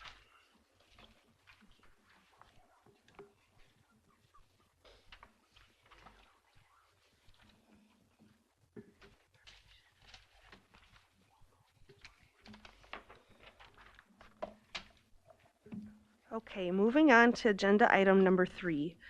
A request from Randall and Heather Einerson, Richmond, Minnesota, from section 6.2.1A, 9.9.9A3, and 10.2.11A.1A of Stearns County Land Use and Zoning Ordinance Number 439 to construct a 28 by 36, 1,008 square foot residential accessory structure that is greater than 20 feet in building height, less than 50 feet to the right-of-way of County Road 71, classified as a minor collector, and less than 100 feet to the ordinary high water level of Zumwald Lake, classified recreational development. Said ordinance allows a maximum accessory building height of 20 feet on a lot between 1.99 acres, a structure setback of 50 feet to the right-of-way of a road classified as a minor collector, and 100 feet to the ordinary high water level of a lake classified recreational development. Affected property, Lot 18, Block 1, Riverside Terrace, Section 30, Track 123 North, Rod 30 West, Wakefield Township. Property address 21478 County Road 71, Richmond, Minnesota. Okay, would the applicants please move forward? Make sure the little green light is on and state your name and address for the record, please. I'm Heather Anerson, and address 21478 County Road 71, Richmond, Minnesota 56368. Hi, I'm Randall Anerson, address 21478 County Road 71, Richmond, Minnesota 56368. Okay, thank you. And a roll call to see who is able to visit the site. Rob? Yes. Amy? Yes. Bonnie? Yes, and I had a conversation with one of the owners, and they just explained to me their project. Okay, George? No. And I was not able to visit the site. Okay, staff report, please. Before you do, can you clarify what a minor collector road is for me, please? A minor collector is a county road that is just county road setbacks of 50 feet, 50 foot wide, 50 feet from the road right of way. They have a 50 foot from the center line to the right of way. So you have a 100-foot setback. Okay? That make sense? Yes. Okay. Thank you. So the applicants own Lot 18, Block 1 of Riverside Terrace on Zumwald Lake in Wakefield Township. Riverside Terrace was platted in 1972 prior to the official controls. The tract contains 45,603 square feet of lot area per the survey provided by the applicant. The property is in the R1 zoning district. The applicants purchased the property in 2023. There's an existing 1,325 square foot legal non-conforming residential dwelling with a 725 square foot of deck that was constructed in 1969 per the Stearns County Assessor's records prior to the official controls. The 725 square foot deck were replaced by permit in 2011. In 2013, previous owners applied for and were granted a variance to construct a 22 foot by 28 foot, 616 square foot attached garage addition 66 feet from the center line of County Road 71 and 87 feet from the ordinary high water level of Zumwald Lake on the south portion of the dwelling. The attached garage addition was not constructed. The applicants wish to construct a 28 foot by 36 foot, 1,008 square foot residential accessory structure that will be 24.5 feet in total building height. The existing lot coverage on the property is 6% per the submitted certificate of survey. If the variance is granted, the proposed lot coverage would be approximately 10%. The property is in the Shoreland Overlay District of Zumwald Lake, classified recreational development. Zumwald is on the list of impaired waters for nutrients. The subsurface sewage treatment system on the property was permitted and installed in 2011. The system was certified compliant in April of 2023. The proposed request represents an 80% deviation from the required county road right-of-way setback and a 17% deviation from the required lake setback. Wakefield Township, Sauk River Chain of Lakes Association, Sauk River Watershed District, the Minnesota Department of Natural Resources, and property owners within 500 feet have been notified of this request, and we have not received any other correspondence from this request at all. Thank you. For the applicant, do you have any comments or additional information you'd like to give us? Not at this time. Okay. Any questions from board members? What's your intention on using the shed for? Just out of curiosity. I mean, you have parking, but what, I mean, So ultimately, what other issues you run into? well, right now we don't. There is a one stall garage on the back side of the house, but as you can see, there's no access point to it, so it's not usable for a vehicle of any sort. So ultimately, we don't have a garage space, and we don't currently, with the new construction of the highway, we don't have a driveway of any sorts. We just have a shared approach currently, which our half is 12 feet in width. So it's not even, you can see in the picture there, only half of that is technically ours, so we really don't have a great parking space. And the problem we are running into with the current location of the new approach is our drainage field from our septic tank actually it ends right in front of that approach, and it actually wraps around the front portion of the house. Can you show me up there? Yes.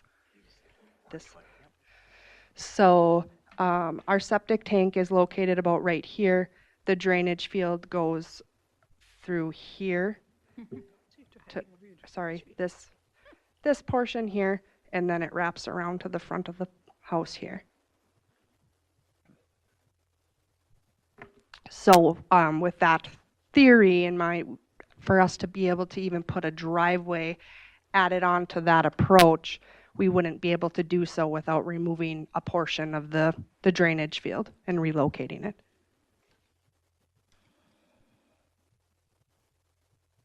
I have a question for staff. Do you know where the previous owners, where they proposed their garage? Or did I miss that? It was actually proposed to be attached right on here. Oh, okay.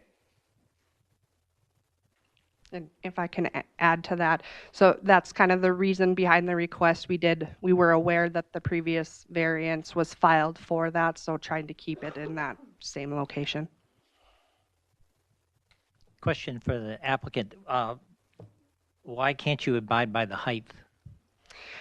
The height was, I don't want to say accidental. When we started, we were given the restrictions of the sidewall height of a max sidewall of 12 feet. We were not aware that there was an overall height, and the structure that we're trying to go with is a gambrel roof line, which matches our house. But you haven't purchased it yet, right? Because No. you don't have a variance. Oh, sorry, no. So we did the plans with the wants of the roof line, which is the gambrel. Okay. It's naturally higher. And the wall height, we are trying to stick with that, with the intentions of wanting to be able to store our pontoon in there as well. So that 12-foot wall height accommodates the taller doors, which on top of the roof line, that's where the overall height comes from. So you could accommodate 20 feet. Is that what I'm hearing you say? No, we would not. With the gambrel roof line, we would not be able to accommodate the 20-foot height. But it's a want, right? Rather than a need? Correct. Okay. I have a question for staff. When you give them the sidewall heights, isn't that part of the whole thing? I've seen forms in the past where it says maximum height, sidewall height, square foot. Madam Chair, members of the board, generally I would say we usually provide the sidewall and total building height when people call for accessory structure requirements. I can't say whether or not the conversation that they had, it was given or not. I'm just telling you our standard operating procedure is to tell them this is the sidewall height that you're allowed, this is the building height, this is the accessory area that you're allowed to have. So for the applicants, did you do it over the phone? Did you get that information over the phone? We went through our surveyor, who was in touch with, I I can't recall his name. Shoot. I'm not sure. And he, me reaching out to him, he's the original one that gave us the overall sidewall height, gave us the total square footage of what we would need to accommodate, and he also stated that we needed to be 10 feet away from our existing structure. Right. And then just going forward, completing the survey and kind of touching base with all of that and reaching out to him. I think he was actually out of the office and directed me to Jamie. And no, that conversation didn't come up in any other way.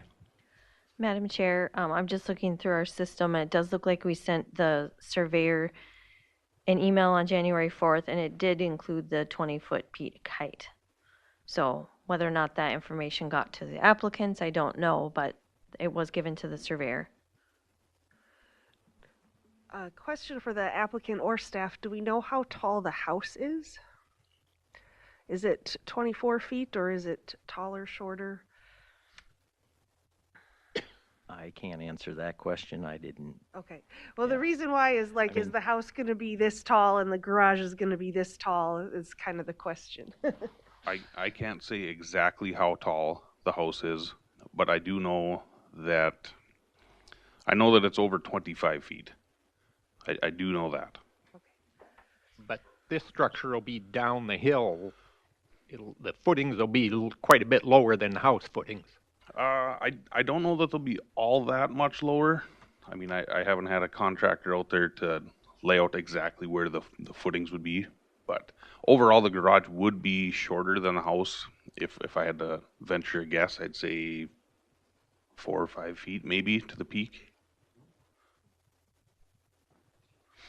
But now you said that the gambrel roof matches the house, but where you're putting that accessory structure, there's a regular peak roof there,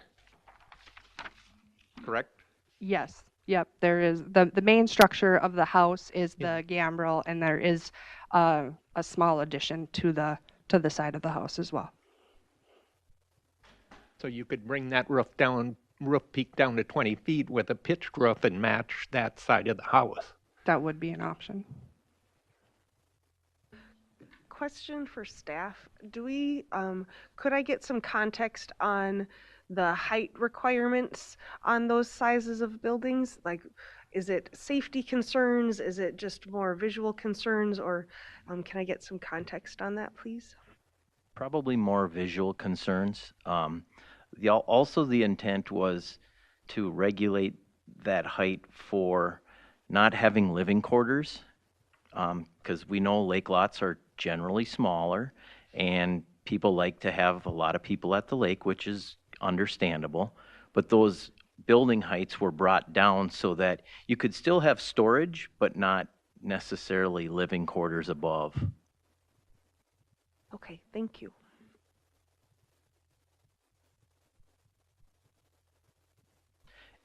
And just to answer the previous question on height, Angie Berg measured it on the aerial photo. And obviously this isn't going to be, survey accurate because we're measuring it on there. And it's a tool that comes from a different company, not actually the county mapping, but she had roughly, 23.7 feet? Okay. Or 22.7.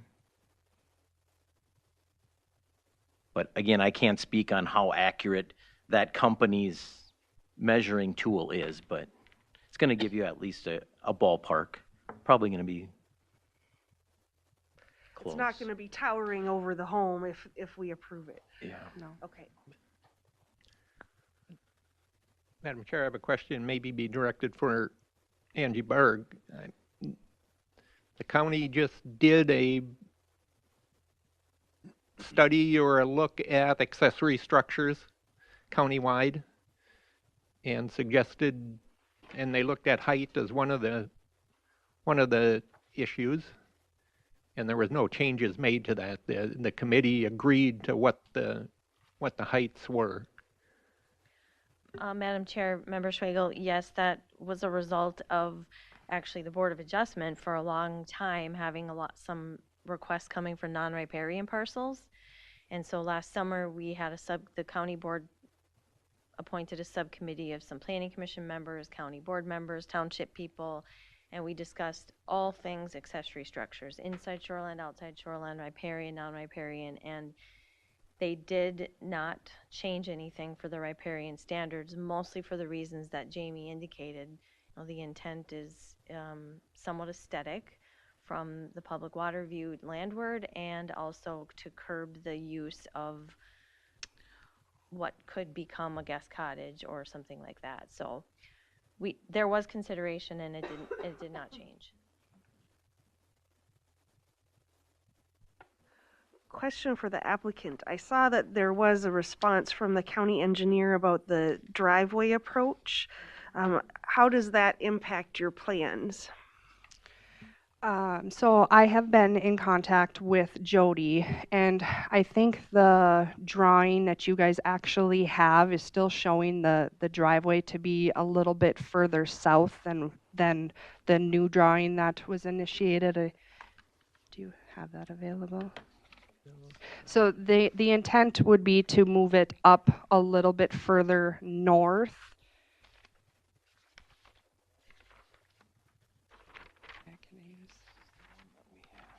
And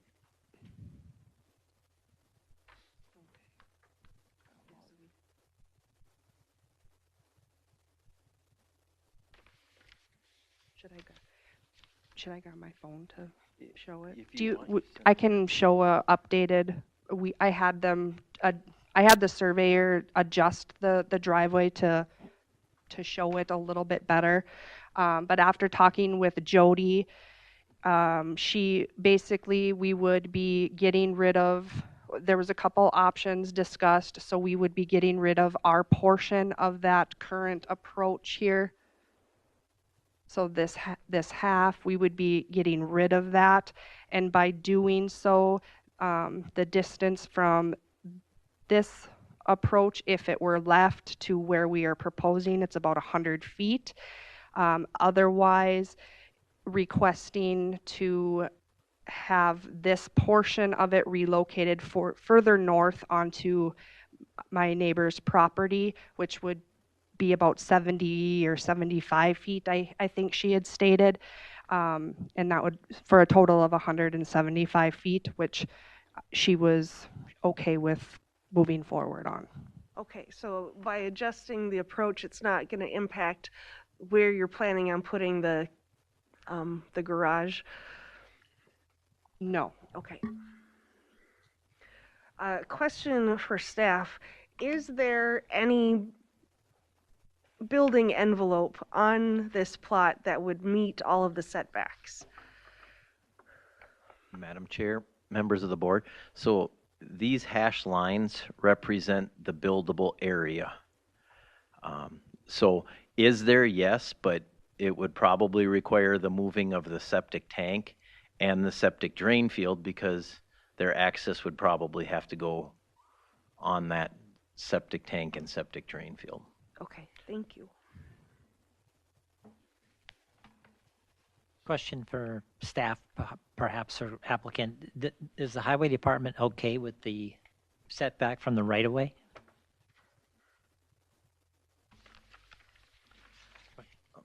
So, Madam Chair, members of the board, in your packet was the letter from Jody Tyke, and she said they would not have issue with that setback as long as the access was taken care of, and they have taken care of. Okay, thanks.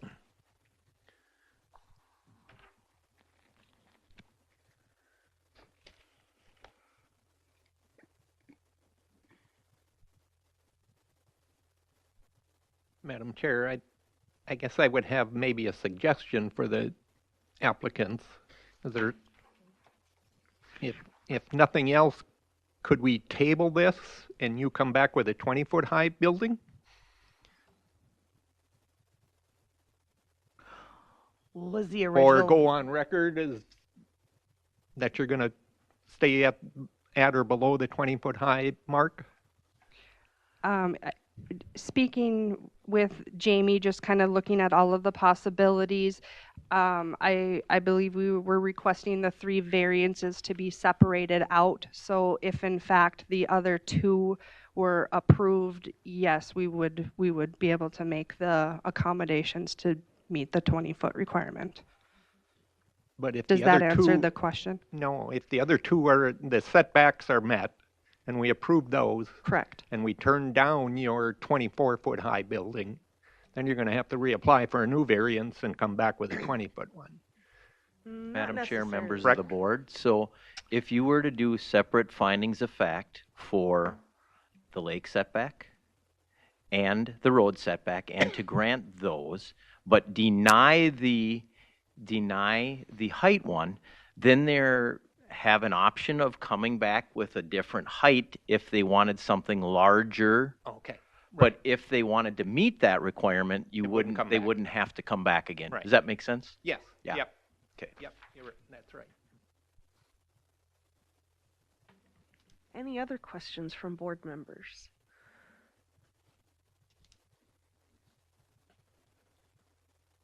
Is there anyone in the audience who wishes to speak to this request? Okay. Please state your name and address for the record. Make sure the little green light's on. Heidi Stahlberger, Wakefield Township Clerk, 22295 Frostview Road, Cold Spring, Minnesota. The Wakefield Township Planning Commission had an opportunity to review an application developed earlier, one of the first correspondence that was sent out on this. And typically, Wakefield Township allows 1 driveway per parcel, but since we're not the road authority, there was really no issues with this request from Wakefield Township. And none of the other items were taken into consideration because we're not the authority on that either in the shoreland overlay zone. Okay. Thank you. Thank you. Anyone else in the audience wish to speak to this request? Anyone else in the audience wish to speak to this request? Hearing none, I'm open to move for the public hearing to be closed. Madam Chair, I'll move to close the public hearing. All right, I have a movement from George. Do I have a second? Second. A second from Bonnie. All in favor? Aye. Okay. The public hearing is now closed. All right, so we have the option of doing findings of fact for all 3, or we can do them separately where there's the height, the highway, and the lake difference. I prefer doing them separately. Does anybody have any preference to do it all together? Madam Chair, can we do the setbacks as 1 and the height as 1 rather than 3? I'm okay with that. How about everybody else? Yeah, I'm good. I'm good with that. Okay, so let's do that one first then. So the findings of fact, variance requested to construct a residential accessory structure 83 feet to the ordinary high water level of Zumwalt Lake and 10 feet to the right-of-way of County Road 71. Okay, number 1, the proposed use is allowed in the zoning districts in which the subject property is located, yes or no? Madam Chair, it would be yes, in this zoning area, homes are allowed. Okay, we have a yes from Bonnie. Rob? Yes. Amy? Yes. George? Yes. And I am a yes. Number 2, the variance will be in harmony with the general purposes and intent of the official controls, yes or no?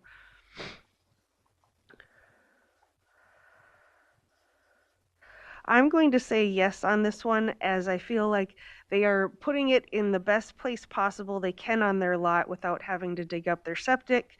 I believe that they are making it as far away from the lake as possible or the waterway as possible, while also trying to keep a good distance from the road. So I think it is in harmony with the general purposes.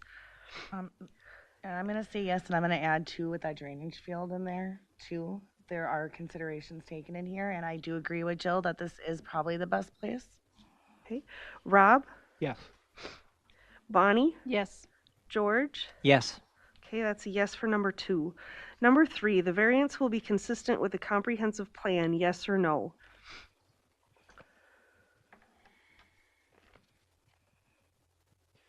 Madam Chair, I'm going to say yes, and it's going to roll into one of the later questions, but under Lakeshore Living, number 1, limit the impacts of additional shoreland development. And they really are restricted as to where they can put that structure. Okay, I have a yes from Rob. Amy? Yeah, and I'd like to add living goals, number 3 as well. And put on record, you know, they are working with the county for the driveway and all that too, so, and the township has no issues. Okay. Bonnie? Yes. George? Yes. And I'm a yes, so that's a yes for number 3. Number 4, the property owner proposes to use the property in a reasonable manner, yes or no? I'm going to say yes, having a garage in Minnesota is reasonable. Okay, we have a yes from Bonnie. Rob? Yes. Amy? Yes, and I'd like to add with Bonnie's, we do have a lot of different elements as well. So it would be reasonable to want to protect your vehicle from hail, snow. George? Yes. And I'm also a yes for number 4. Number 5, the plight of the landowner is due to circumstances unique to the property, not created by the landowner, yes or no? Madam Chair, I'm going to say yes. It's about the only place they can put it based on where the septic drain field is and the septic system itself. Okay, we have a yes from George. Rob? Yes. Amy? Yes. Bonnie? Yes. And I'm also a yes. Number 6, the variance, if granted, maintains the essential character of the locality, yes or no?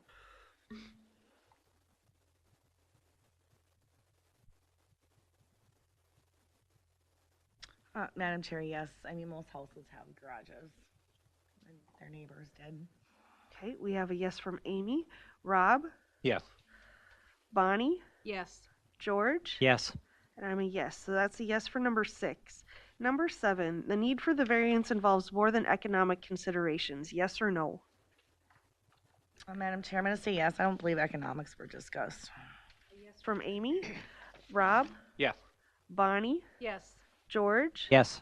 And I'm a yes, so that's a yes for number 7. So all questions answered in the affirmative. I'm looking for a movement to approve the variance for the highway and lake distance.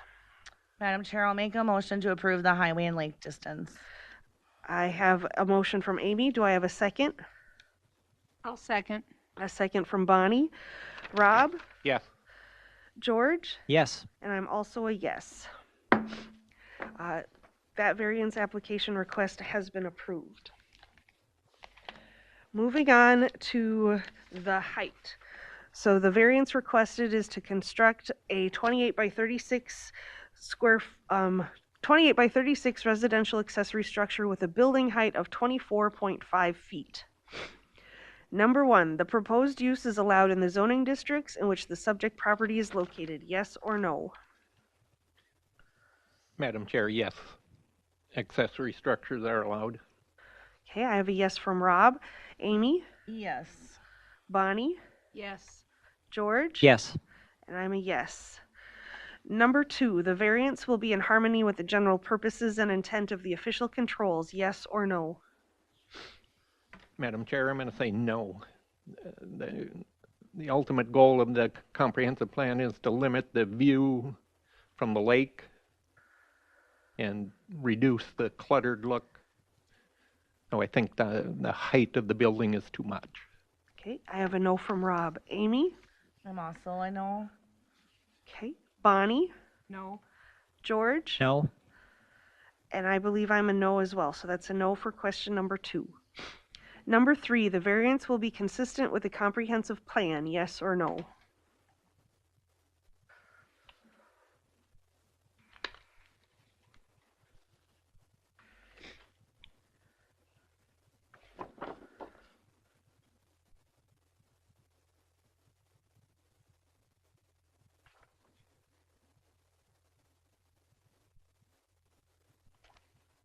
I'm going to say no under Lakeshore Living Policies number 1 to limit the impacts of additional shoreline development by clustering housing away from shorelines using a conservation design approach. To me, that means that by making something larger than the ordinances say, that does impact use from the waterway. So I am a no. Rob? No. Amy? No. Bonnie? No. George? No. That's a no for number 3. Number 4, the property owner proposes to use the property in a reasonable manner. Yes or no? Madam Chair, I'm going to say yes. They're going to use it for a garage, so that's reasonable use of the building. Okay, a yes from Rob. Amy? Yeah, and they're using it for storage as well too, so it is reasonable. Bonnie? Yes. George? Yes. And I'm a yes. Number 5, the plight of the landowner is due to circumstances unique to the property, not created by the landowner. Yes or no? Madam Chair, I'm going to say no. They can abide by the 20-foot. It's a want rather than a need. Okay, I have a no from George. Rob? No. Amy? No. Bonnie? No. And I'm a no. Number 6, the variance, if granted, maintains the essential character of the locality. Yes or no? Well, I'm going to say yes to this one because it probably, when they're trying to match the design of the house, adds to the character of the locality. Okay, I have a yes from Bonnie. Rob? Yes. Amy? Yes. George? Yes. I'll be a yes.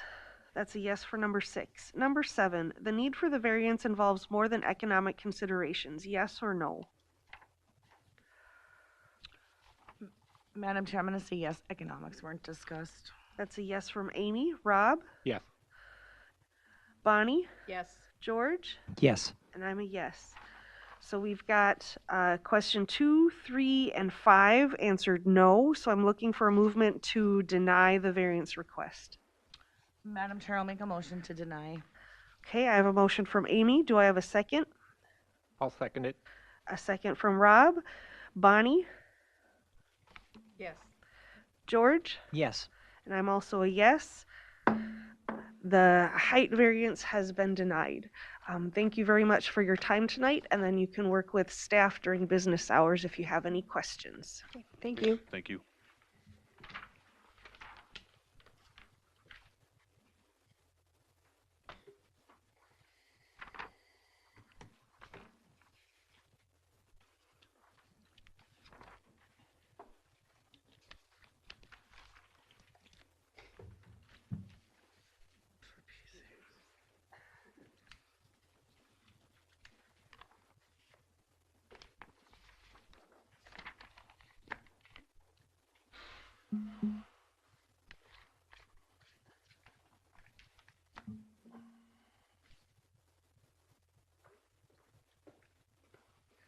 Because it isn't for anybody here from number 4.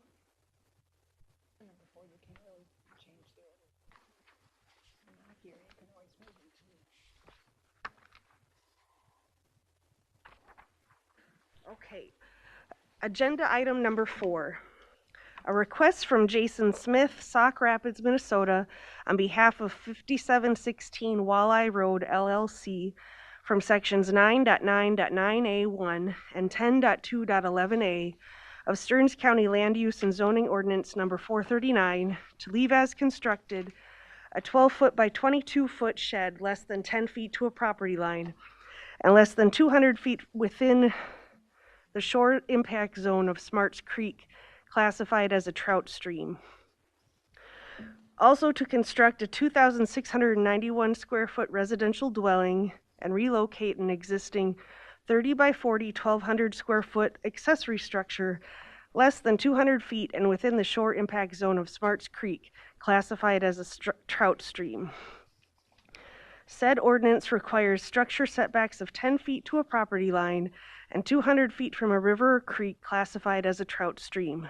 Affected property, 2.72A PO Government Lot Com at a point 33 feet east and 33 feet south of INT CL CSAH1 and Walleye Road, Section 20, Track 126 North, Rod 28 West, Brockway Township. Property address 5716 Walleye Road, Rice, Minnesota.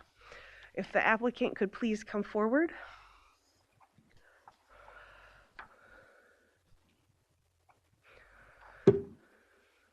Okay, make sure the little green light is on, and if you can state your name and address for the record, please. Yep, Jason Smith, 606 19th Street North, Sartell, Minnesota.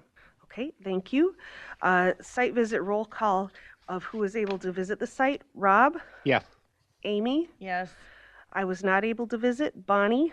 Yes. George? No. Okay, and a staff report, please. Sure. Thank you, Madam Chair, members of the board. I just want to mention that the variance request for the accessory structure that was in there, the original public notice, that does not need a variance anymore. It was determined off of the 1972 aerial photos, or 73 aerial photos, that the structure was on the property prior, so you won't have to hear that request for that accessory structure. So that was to relocate the existing? No, the relocation of the one on there is on there, but the smaller to leave one, as is? yeah, the small one to Okay. leave too close to the property line. That makes sense Yes. for everybody? Yep. Okay, great. The applicant owns a tract of land on the Mississippi River in Brockway Township. The tract contains 119,830 square feet, or 2.75 acres in lot area per the survey provided with the application. The property is in the R1 zoning district. The applicant purchased the property in August of 2022. There is an existing 3,466 square foot non-conforming residential dwelling that was constructed prior to the official controls. The dwelling is in the floodway and shore impact zone of the Mississippi River and Smarts Creek. Environmental Services Department has determined that the occupancy of that structure has been discontinued for more than 1 year, thus the dwelling cannot be reestablished for occupancy. There is a 30-foot by 40-foot, 1,200 square foot accessory structure that was permitted and constructed in 1973.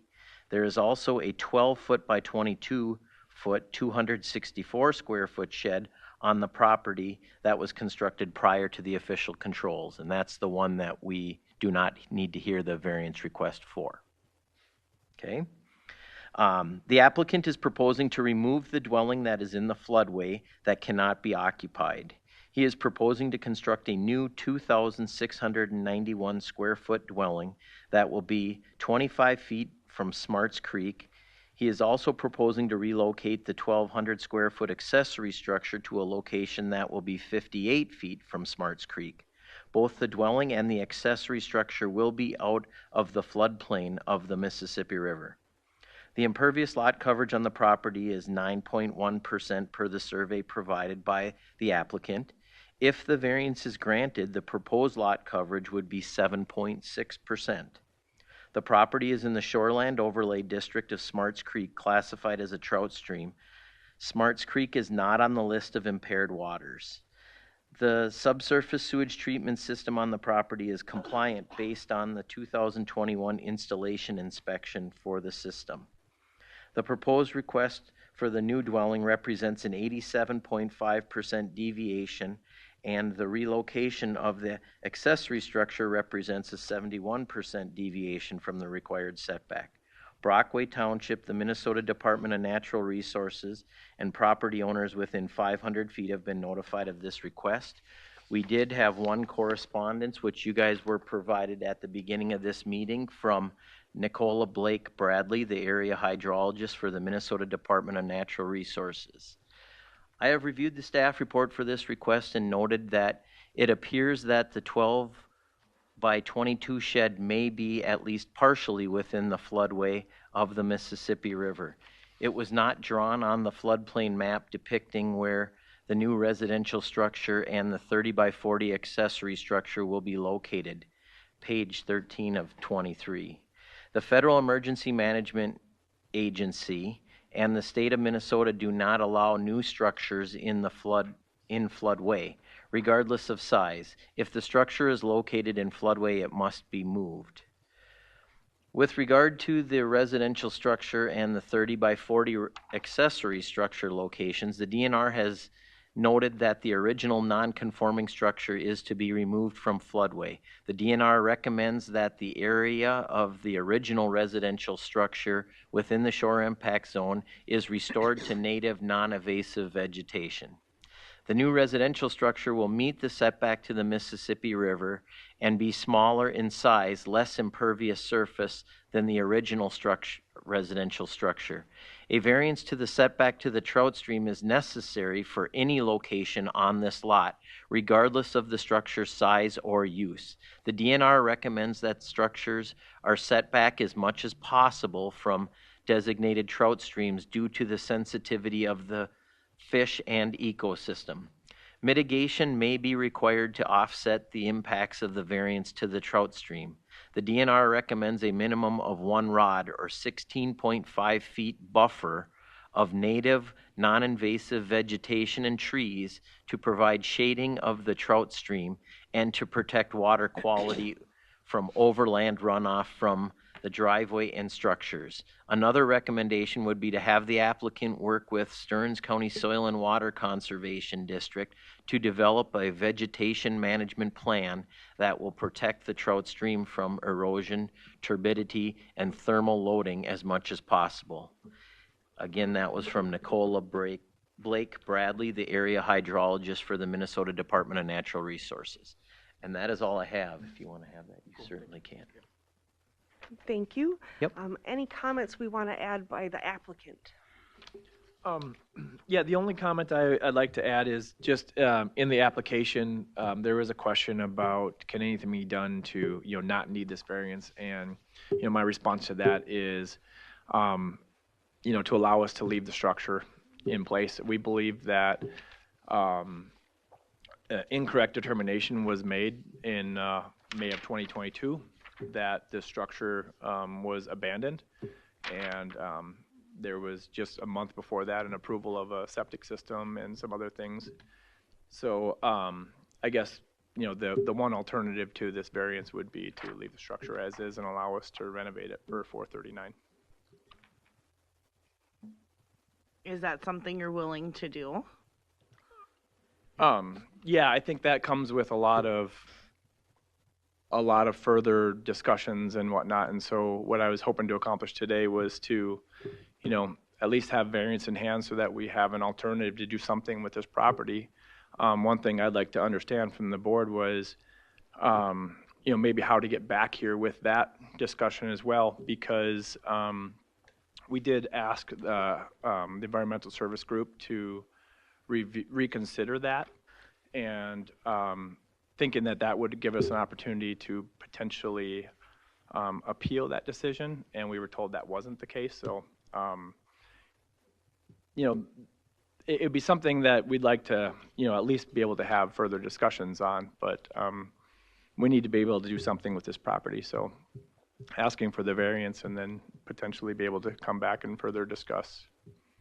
Madam Chair, can we get staff to respond to his comments? I can take that. And Jason, you're probably already going to know what I'm going to say because we've been talking about this for a long time. But what's in front of you today is the request from the trout stream and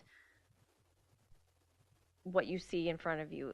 All of the other things in terms of the decision on that existing structure located in the floodway, the non-use, the lowest floor elevation, those have already been decided. And the applicant was given an opportunity to appeal the decision of the denial of the permit. That would have come to you. Though that's in the past. So the Board of Adjustment unfortunately can't opine on that tonight. That is not a decision you can make. Our county attorney's office has been involved reviewing this with us. We met with the DNR for over an hour and a half and discussed it all, confirmed we were interpreting the ordinance correctly. Bottom line is homes aren't allowed in the floodway. And this is in the existing homes in the floodway. Again, we probably had over 100 phone calls when this property was for sale. And that's why we recorded something on the deed saying this home could not be renovated. It could not be relived in. This is like the worst of the worst in terms of floodplain, is structures aren't allowed in the floodway, period. So not trying to undercut the applicant, but that's about a year and a half of summary of really what that situation is about. So the Board of Adjustment, I would advise you not to discuss that because there isn't, that's not for your decision tonight. May I ask just a follow-up question to that? Yeah, just the question is, and I think you're right, tonight we should just worry about the variance at hand. My question is, it was my understanding that appeals can be made of any decision made by the county, and would the decision to not review like the electric usage and some of the data that was provided, would that be something that I could have appealed? And I was told no. Madam Chair, again, this is a conversation that the applicant needs to have with myself and our director and our county attorney. All those things were already discussed and given to him. So that's not something that you can change tonight anyway. I need some clarification.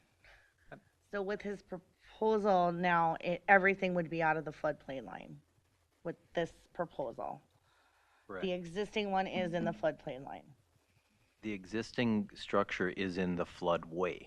Floodway. This is going to be outside of the This would be floodway outside. and outside of floodplain. Okay. Madam Chair, I have a question for petitioner. If your ultimate goal is to rehab the structure that's there, are we wasting our time tonight?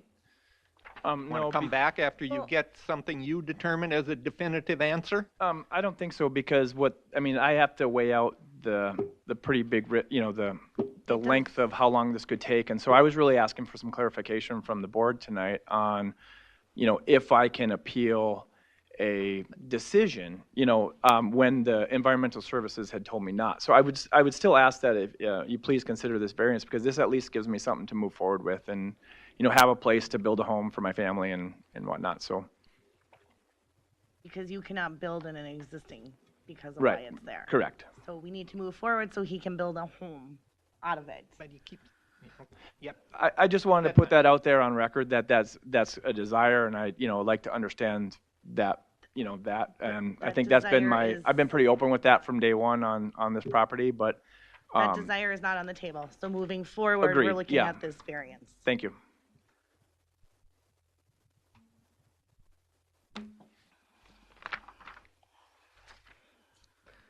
Okay, so question for staff just to ensure, oh, there it goes.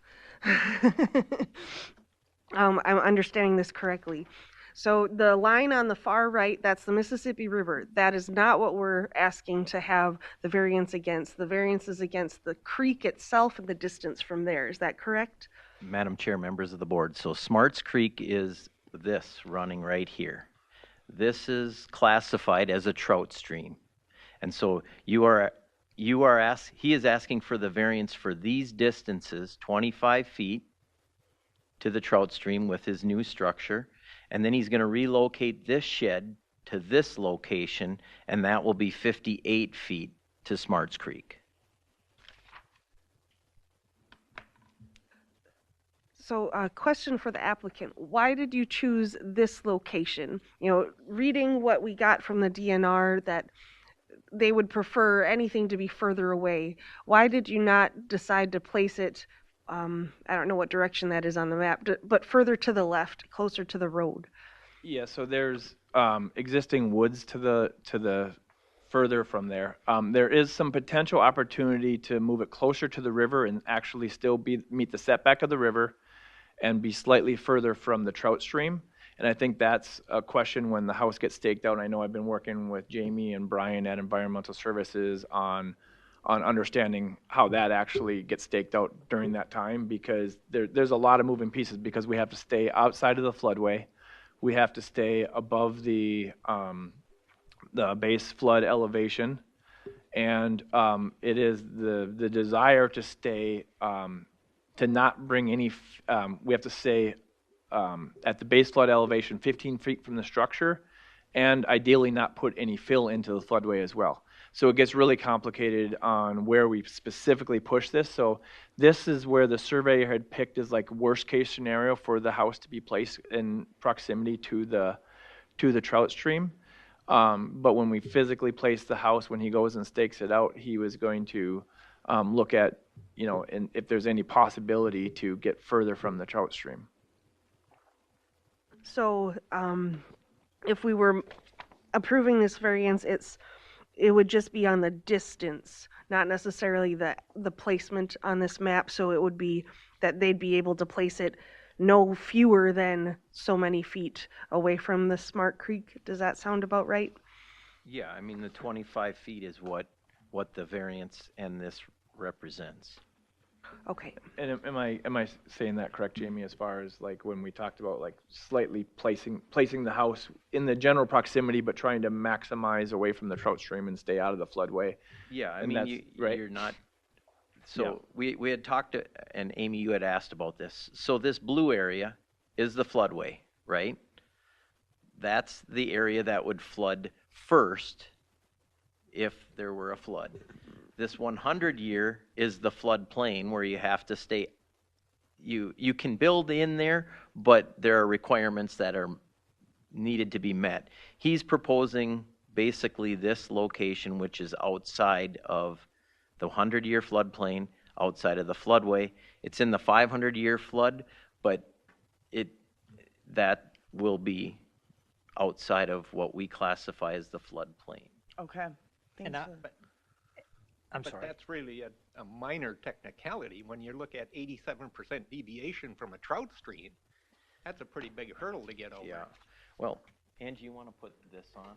I think the other thing to comment on that is both the shed will be moving, or the shed or the pole shed will be moving further from the trout stream than the existing pole shed is, and the house will be further from the trout stream than the existing house is. So everything we've tried to do is try to, you know, make it in a better than what it is. Right, but you're 25 feet. The state of Minnesota says you need to be 200 feet from a trout stream. Yeah, and we can't be 200 feet and build on this lot. Yep. And that's the But need. you can be farther than 25.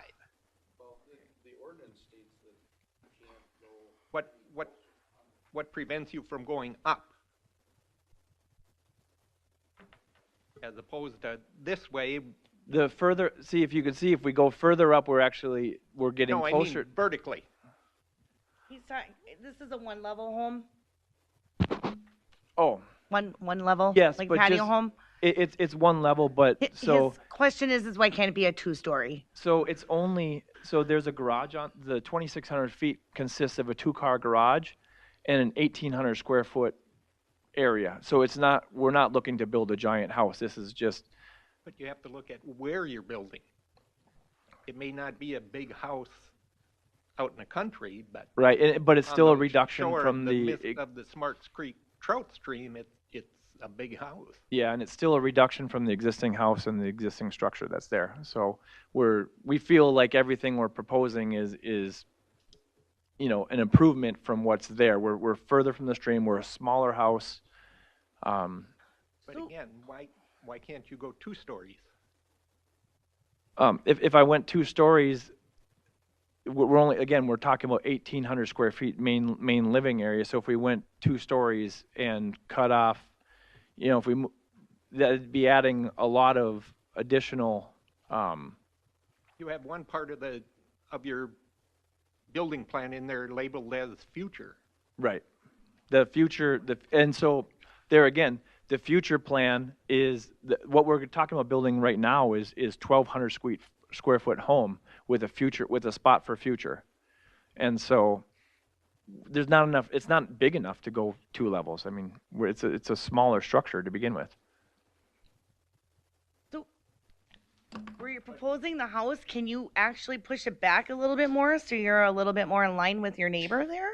If we go back, we get closer to the trout stream. We could slightly go forward and get further away from the trout stream. So we go closer to the river, we can get further from the trout stream, and that's where I was saying we were going to try to balance it when we actually stake the house out, to assure that we don't add fill to the floodway, to assure that we can get as far from the trout stream as possible. So the further we move to the right, closer to the river, we'll still meet the river setback, but we'll get further from that little bend in the trout stream. To give you an idea, the floodway runs right, you can see a little, that little shed. If you look at the existing house, just to the lower left-hand corner of that house is a tiny little shed. And that is, right there, is about where the floodway runs, like right in here. So we have some ability to slightly move this forward and get away from this, but it's a balancing act on elevations and making sure, we don't add fill to the floodway. Question for staff. How does the shore impact zone figure into this? 100 feet. So on this map that you're looking at, this is Smarts Creek, right? Yep. Running right here.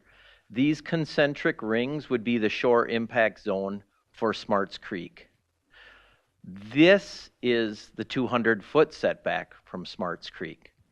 Does that make sense what I'm saying there? Yep. Okay. Thank you.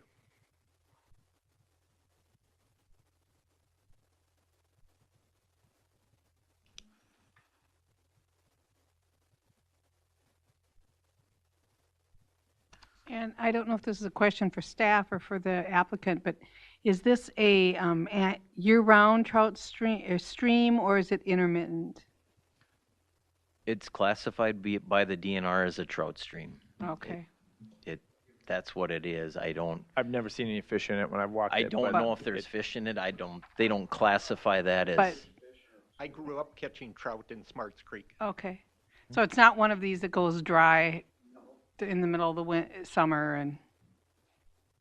Generally, trout streams are colder, so they have to come from a water source, like a spring or something. Okay.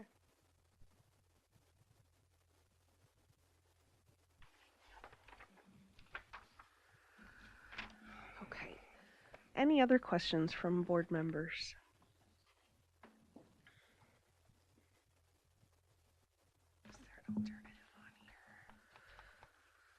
So question for applicant. So looking at this map, if we tried to move that house-shaped block, it looks like it could fit closer to the road.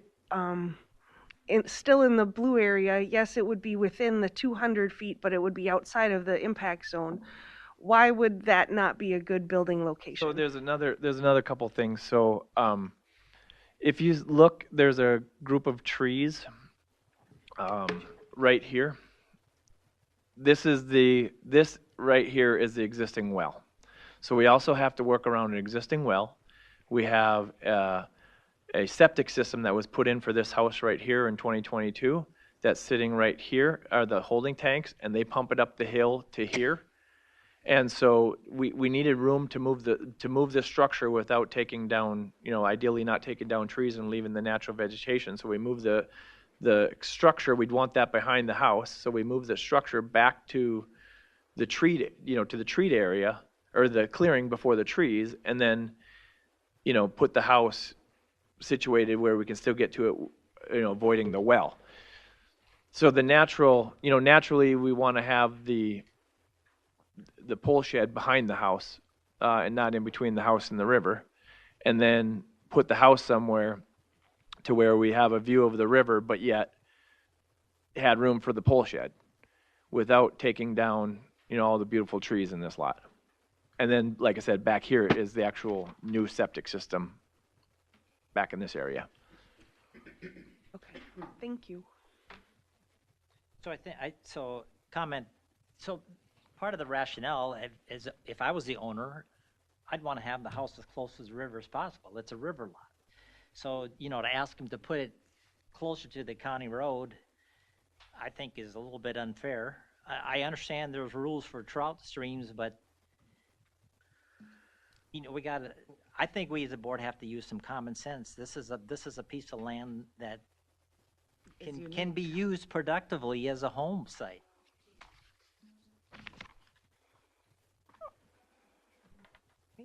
But if you redesign that home It can So be it could be turned refigured in there 90 to degrees. fit. You I'll would agree- still I agree have with view that. of the river. I agree with that. And you're not opposed to reconfiguring it so it actually fits in there to meet all the setbacks, correct? We're not able to meet the setbacks, so like, I think the DNR had offered here a 16.5 foot buffer of native, non-invasive vegetation. Like I said, if we move slightly closer to the river, we can get even further away, and we definitely, the goal is to keep everything as natural as possible on this lot. It's a beautiful lot, and we want to keep it natural and beautiful. So, if we did move closer to the river, we could get further from it, and we could also potentially, potentially loop driveway and have a curved driveway come in and maybe relocate the garage, so we could get further this way or something like that. We'd be open to all those sorts of things. I think one thing that we do want to, keep is, the existing house has a very, a unique Rambler type, or not a Rambler, but just a nice look and feel, and we'd like to keep that kind of look and feel of the house as well. And so, I think we'd be open to relocating the garage as well, and then pulling the house a little bit to the right, and we could potentially pull the house further to the south there, further, from it. So, But could you not turn that house 90 degrees to the left, to the west? I think turning the house 90 degrees kind of takes away from the existing house where you have all these beautiful windows on the river, overlooking the beautiful river frontage. If we turn the house sideways, we really limit how much view we have of the river by, right now the design has a living room and bedrooms overlooking the river, and we would lose that kind of concept of the house if we did that.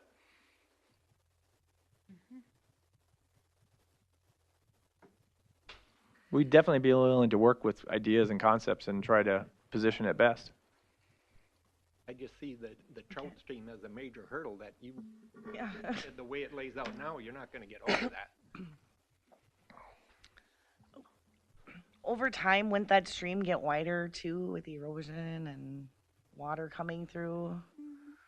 I guess it could, depending on how much water is going through there. Older waterways tend to wind more. They tend to be wigglier if they're older. It's pretty wiggly too.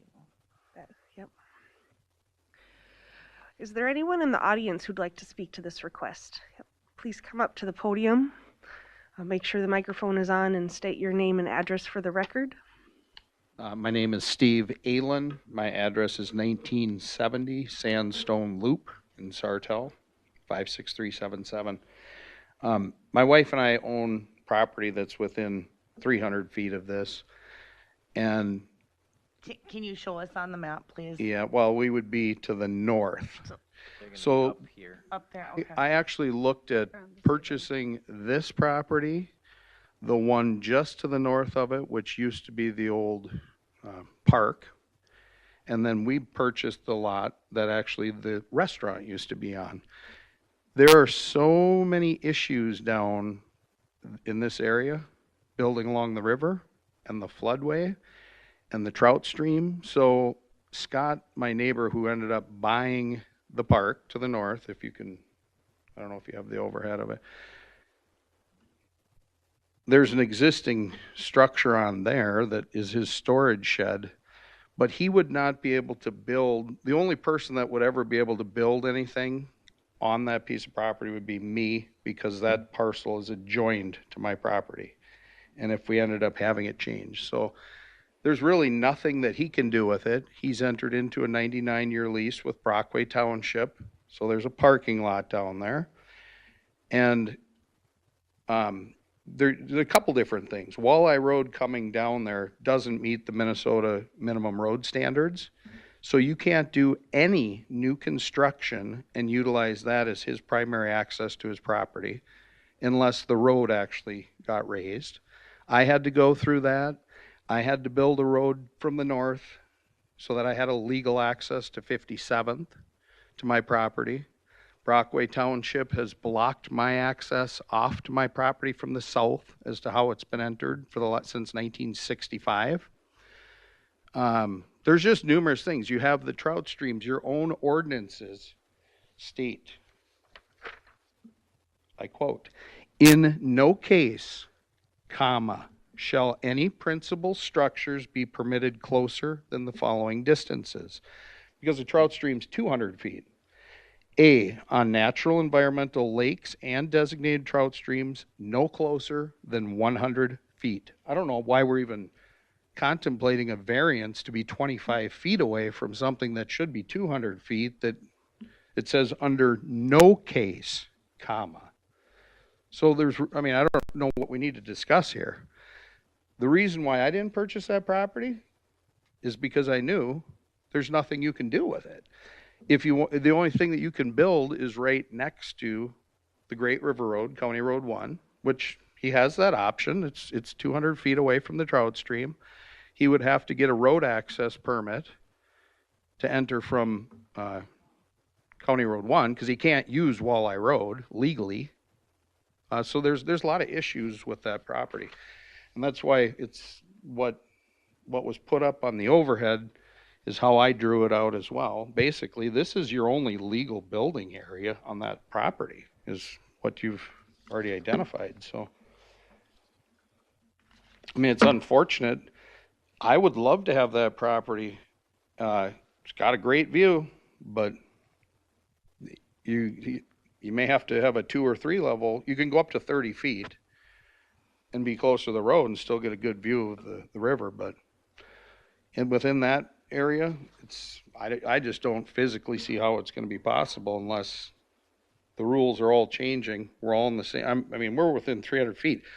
I'm dealing with the fact that I took away out of the floodway. I took out 8 cubic yards, and then I put some 3 cubic yards back in. So I'm still at a net -5.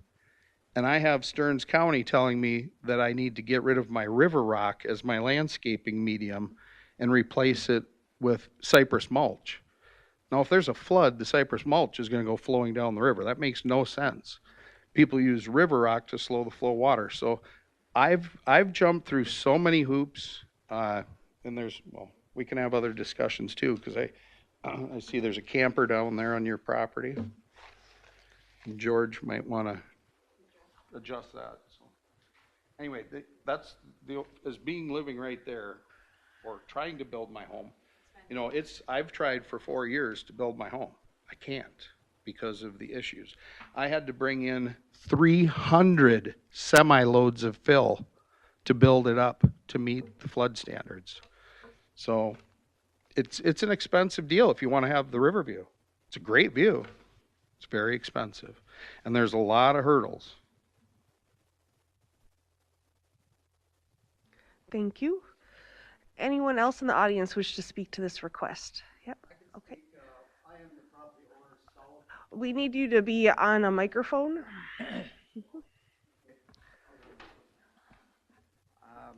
Please state your name and address for the record. Ryan Warzeka, 40824 or 40822, County Road 1. I guess it's 2 addresses on that property. What I am wondering is, if this were to go through, would this set precedence for the rest of us? Because I had to stay exactly 200 feet away from that. My garage is exactly 200 feet. 200 feet and 1/4 inch, to be exact, from that trout stream. That is verified by the county guy. I have a picture of it, in fact. So, because I went through the hoops trying to get this. My biggest thing here is a wetland. How is a wetland going to be? I'm just wondering the wetland setbacks. That was my biggest hurdle. What wetland setback What are we wetlands? talking about? I could show you all the drawings of all the wetlands I've got that I had to delineate for about 2 years. And I think I worked with you. Okay, but those are your wetlands, not yours. No, my property's up to it, but the wetland, it shows it goes all the way into that property there too, the wetland area. It's all I have a whole map of it. Because I had to have it all delineated because of Eller, I believe, was the guy that used to own it. Yeah, Furchy had before, and then Shyster Eller. He's the one who made me delineate it for him. So he got a pretty good deal out of the deal, but it was a work of art that we did, so we agreed on it so we could get the lot lines properly moved. So, and I have those maps. I was just wondering, I know you got the 200-foot setback from the creek, or the trout stream, and then you've got, I believe it's 200 feet from the river, 150 feet. 100 feet. It's more than 100 feet. I know. It's 150 feet at least, yeah. And then your property has to be 150 feet wide where you build, correct? And then the wetland. So. Madam Chair, I pulled up a map for the last, I think we have about 10 years of wetland delineations delineated. So as Brian, you're stating, the yellow area is a delineated wetland. There is no wetland setback for lots that existed prior to like 2002 or something. So as long as there's no filling or draining of a wetland, there's no actual setback. As for your situation, I think we probably should take that offline at some point because that might take a while for us to sort out in front of everybody. So, okay. I was just wondering how that wetland was being affected there. Yeah, there isn't a setback from wetlands. You can't build in a wetland though. You cannot drain or fill a wetland. Correct. So, but there's no setback from said wetland. I agree Yes. with that. Yep. Okay, perfect. Thank you. And then I was just wondering how this would set precedence with everybody else. My understanding is that variances do not set precedents. They are specific and unique to this property. Okay, because I was just wondering, Craig Sexton, he's a property owner just adjacent to that. He had to remove his property, his building. It had to be removed, period. No ifs, ands, or buts about it. So I just kind of wonder how that would work. And then you've got, so he did have to remove his. He was, we were going to work in trying to get that built, and they said absolutely not. So we agreed with it, took it away, and that garage is no longer there. And that would be just to the north of, how would you say it? Right where that Walleye Road takes a curve, it was right there. It would have been a beautiful garage, and that had to get removed. Madam Chair, I can answer that question. I'm a Brockway Township supervisor. We have authority over that, and we requested that structure be removed. It's probably 5 years ago now because it was dilapidated, falling down, and it was a safety hazard. That's why we asked that it be removed. Before that, it was not a safety hazard. We still had to remove it. Okay, that topic is not pertinent to this discussion. It's not pertinent to Okay, that's fine. So with regards to this specific variance request, do you have any more information? Oppose it, don't oppose it, for it, anything like that you'd like to state on the record? Nothing right now. I just wanted to state that, how this is going to affect other people's properties. Okay, thank you very much. All right, anyone else in the audience who'd like to speak to this request? Okay, anyone else in the audience wish to speak to this request? May I make a final statement before, are we past Sure, that stage? go for it. I know as I started off, we talked about, keeping the desire to keep the initial house, and, I know Angie had mentioned about that, and we have gone round and round on that and trying to continue to talk that. When it came to, this specific variance request, we had worked, what I felt very closely, we've been working with both Brian and Jamie and Shelley and Angie over a long period of time, and when we came with this variance request, we thought that this was, one of the best alternatives for this, for this lot. It gave us, like you had mentioned, George, the use of the river lot, making sure we're staying back out of floodways, staying as far from the creek as we possibly can with, keeping a river view. And I, like I mentioned, I think I'd be open to talking about reconfiguring garages and things like that to try to get as far from the trout stream as possible. There is, brand new septic systems up on top of the hill that were just put in, and so building up on top of that hill in that area isn't really an option. There was a brand new septic just put in there, and keeping the pole shed behind the house, and so Definitely want to work with everybody on this, but we did work very closely with Environmental Services to come up with what we thought was a good variance request and position of this house on the lot as it sits. So, thank you. Thank you. Any other questions from board members? I have one. Do you know anything about Walleye Road not being able to use that to get to a structure? No, To a house? nope, I do not. I've not heard that before. I mean, there is existing house there again, so we've been using that driveway. The existing owners and residents have been using that driveway for like, last 50 years. So But did you do any background on it? Or you'd never heard of it, so you... I'd never heard of that. So, Yeah. sorry, Have that been disclosed in the, It should have been disclosed because before my wife and I purchased our lot, that was one of the first things Angie told me down at Stearns County Environmental Services, which I brought to the attention of George Fiedler because they were going to be redoing Walleye Road. And I tried to get the road vacated because I said either the township needs to raise the road to Minnesota minimum standards, because that's set by the DNR, or vacate it and I will pay to raise it. And I got we're the road authority and we do what we want to do. And I said, well, wait a minute. And now I'm getting the kickback that, well, one of the things that the Brockway Township Board wants to use is I can't legally use Walleye Road to drive down to get to my property, but it's public access because it doesn't meet the minimum road standards. So I was made aware of it by Stearns County and addressed it even before we purchased the property, because I, number one, wanted my address to be Walleye Road, which it was for 50-some years when the restaurant was down there. Now I'm 41024 57th Avenue. As being a Minnesotan, I'd love to have Walleye Road as my address, and I can't use it. So, Madam but Chair. I was told that you cannot, because we went round and round with our contractor and construction company, where does a road begin and where does a road end? And it specifically was any new construction along a roadway that doesn't meet Minnesota road standards cannot be approved. That's what I was told. Madam Chair, I'm Angie Berg, so I've talked with you a lot over the years too. The properties are different. So showing the map up here, the property in question, Mr. Smith's property, is not, the road access is not in the floodway. So there's, or in the floodplain where these properties are. So it's a different situation. There's a minimum road elevation required when you're building a new home in the floodplain. This is not that case because of where they're proposing to build is not in the floodplain. So that would not have been disclosed. We would not have told Jason that because that's not a requirement in this case. Thank you. Yep. And Madam Chair, I would like to set the record here. I don't want to go into the details of what Mr. Elin said here, but much of it is inaccurate. Okay. All right.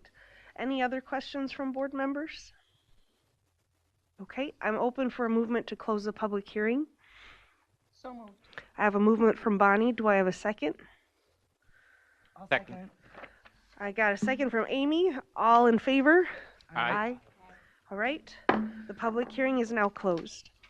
We have two different variances here. One is regarding the shed being 58 feet away from the creek and within the shore impact zone of the creek. And the second one is for the residential dwelling being 25 feet within the shore impact zone of the creek, or we can do both together. Do I have any preferences? I think we should do them separate. Okay. Does that sound okay for folks? I'm sorry? Amy suggested that we do them separately. I agree. Okay. All right. Shall we start with the shed? Okay. So the variance to relocate an existing accessory structure 58 feet and within the shore impact zone of Smarts Creek. Number one, the proposed use is allowed in the zoning districts in which the subject property is located. Yes or no? Yes, accessory structures are allowed in the zoning district. Got a yes from Bonnie. Rob? Yes. Amy? Yes. George? Yes. And I'm a yes. Number two, the variance will be in harmony with the general purposes and intent of the official controls. Yes or no? Madam Chair, I'm going to say no. The general purpose of the area there is to protect the river and the trout streams especially. Okay. I have a question for staff. The existing location of that shed, is it in context at all? Is it just if they are moving it, we need to approve where they move it to, but if it exists where it currently exists, we don't have to do anything? Correct. That is correct. Okay. So I have a no from Rob. Amy? I am a no. Bonnie?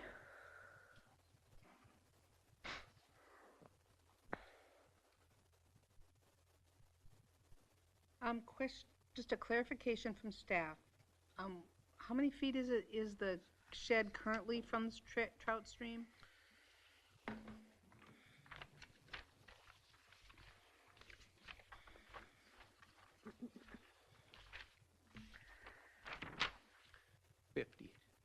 It is currently 50 feet, it looks like, and it will be moved to 58 feet. So if we do not allow him to move it, it will stay closer to the trout stream than by moving it. So I'm going to say yes because it's an improvement to the situation. Okay, we have a yes from Bonnie. George? I'm going to say yes for the same rationale. Okay. I will also be a yes. So that's 3 yeses and 2 noes. That's a yes for number 2. Number 3, the variance will be consistent with the comprehensive plan, yes or no?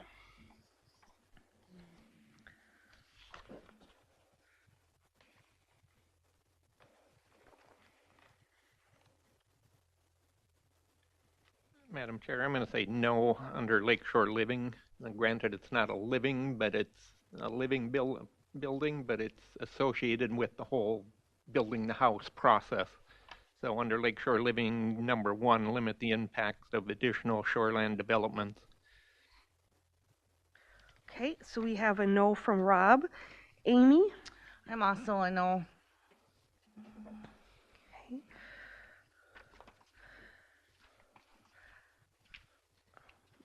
Bonnie?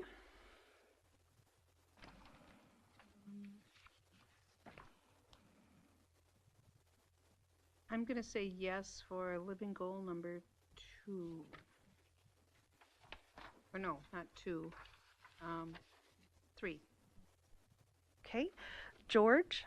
Yes.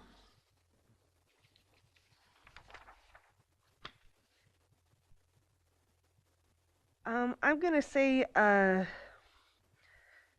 yes under Lakeshore Living Policy number 2 to encourage shoreland protection and restoration methods such as vegetative buffers. I think that moving the shed further away is encouraging that kind of protection. So that's 3 yeses and 2 noes. So number 3 is a yes. Number 4, the property owner proposes to use the property in a reasonable manner. Yes or no? Madam Chair, I'm going to say yes, having an accessory building is a reasonable use. I have a yes from George. Rob? Yes. Amy? Yes. Bonnie? Yes. And I am a yes. Number 5, the plight of the landowner is due to circumstances unique to the property not created by the landowner. Yes or no? Madam Chair, I'm going to say no. He does have room to move that farther away from the trout stream. He won't meet the 200-foot setback, but he'll be able to go quite a bit more than 58 feet. Okay, we have a no from Rob. Amy? I'm also a no. Bonnie?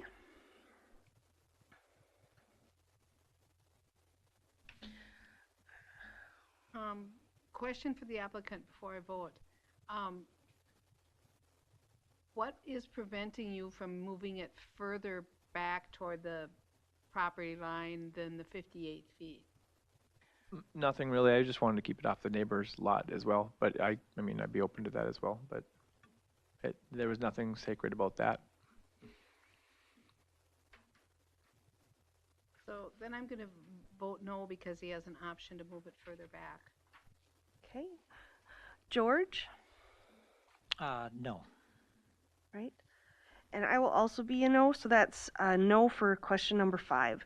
Number 6, the variance, if granted, maintains the essential character of the locality. Yes or no? I'm going to say yes, because it's already an existing building. We're just moving it further, but it's on the same lot. So I will say yes, it will maintain the essential character of the locality. Rob? Yes. Amy? Yes. Bonnie? Yes. George? Yes. Yes for number 6. Number 7, the need for the variance involves, were you going to say something? Oh, I thought I heard somebody.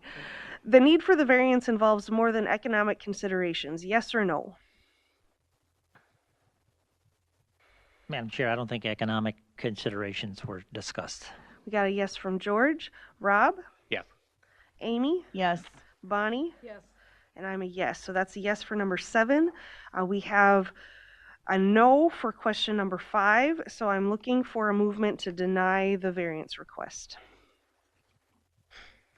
Madam Chair, I'll make a motion to deny the variance request. Okay, I have a motion from Rob. Do I have a second? I'll second it. A second from Amy. Bonnie? Yes. George? Yes. And I'm also a yes. So the shed variance request has been denied. Moving on to the house. Madam Chair, could I get clarification on something? So Yes. we denied this request. If he comes back with another proposal for a variance, maybe staff can answer this, that's farther distance from the trout stream, he has to start over? Okay. Okay. This variance is to construct a residential dwelling 25 feet within the shore impact zone of Smarts Creek. Question number 1. The proposed use is allowed in the zoning districts in which the subject property is located. Yes or no? It'd be yes, the homes are allowed in this zoning area. Okay, we have a yes from Bonnie. Rob? Yes. Amy? Yes. George? Yes. And I'm a yes. Number 2, the variance will be in harmony with the general purposes and intent of the official controls. Yes or no? Madam Chair, I'm going to say no for the same reason as the previous request. It's not protecting the trout stream. It's 87% over Okay, required setback. we have a no from Rob. Amy? I'm also a no, it doesn't meet the setback. Bonnie? I'm going to say no for the reason that there might be different housing designs or different locations on the property that could meet it more than the 25 feet. Okay. George? No, with same rationale as you mentioned. Okay. And I will also be a no. I think that the house could be smaller, it could be oriented differently, it could be placed differently. I think that is still too close to Smarts Creek. So number 2 is a no. Number 3, the variance will be consistent with a comprehensive plan. Yes or no?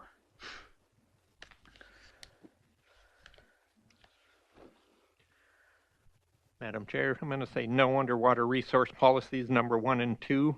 Adhere to adopted plans and regulations that maintain, restore, and enhance the county's water resources, and recognize the relationship between land use and water quality, and continue to support water quality improvements through land use plans and regulations. The trout streams in Minnesota are the most fragile waters we have. Okay. We have a no from Rob. Amy? I'm also a no, but I'd like to add to that the Lakeshore Living Policies. Number 1, we are trying to limit the impact. Okay. Bonnie? No. George? No. And I will also be a no and include the Lakeshore Living Policy number 7 to create a riparian standard that balances the interests of year-round and seasonal residents while protecting the natural resources that draw them to the lakeshore amenities. I feel like encroaching this far, this close to the creek, does not create a riparian standard. So that's a no for number 3. Number 4, the property owner proposes to use the property in a reasonable manner. Yes or no? I'd say yes. Having a home along the river is reasonable.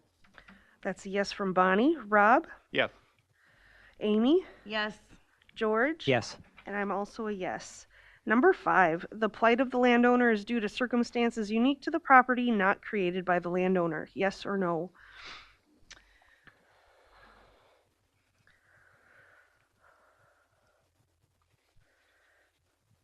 I'm going to say that there are unique circumstances on this property, but I believe the landowner is making choices that he could make more choices that would be less impactful on the creek. So I'm going to say that no, it's not just unique to the property. And I actually agree with Jill on that one. So I'm a no as well. Rob? No. Bonnie? I'm going to say yes for the reason that no matter what he does on this property, he's going to need a variance. So although it might not be the request we would want to see, he's going to need a variance no matter what he does. Okay. George? Yes. Right. So number 5 is a no with 3 no's and 2 yeses. Number 6, the variance, if granted, maintains the essential character of the locality. Yes or no? Madam Chair, I'm going to say yes. There are other houses in the area similar. Okay, that's a yes from George. Rob? Madam Chair, I'm going to say no. If we grant the variance, he's going to have a house 25 feet from a trout stream, and that's not good. Okay, that's a no from Rob. Amy? I'm also a no. Bonnie? I'm going to say yes because I think with clearing out the old house and moving back somewhat, it does improve the situation somewhat. Maybe not as much as we'd like to see, but it does improve it somewhat. Okay. I'm going to say a yes because it is a neighborhood. There are homes there. I think having a home on that property does not change the character of it. So that's 3 yeses and 2 no's. That's a yes for number 6. Number 7, the need for the variance involves more than economic considerations. Yes or no? Madam Chair, I'm going to say yes. I don't think economics were discussed. Okay, that's a yes from Amy. Rob? Yes. Bonnie? Yes. George? Yes. And I'm a yes. So that's a yes for number 7. We have a no on 2, 3, and 5. So I'm looking for a movement to deny the variance request. Madam Chair, I'll make a motion to deny the request. Okay, I have a motion from Amy. Do I have a second? I'll second it. Okay, a second from Rob. Bonnie? Yes. George? Yes. And I am a yes. The variance has been denied, so please work with staff during business hours. Okay. Hopefully our person on the internet is still awake. All right, agenda item number 5.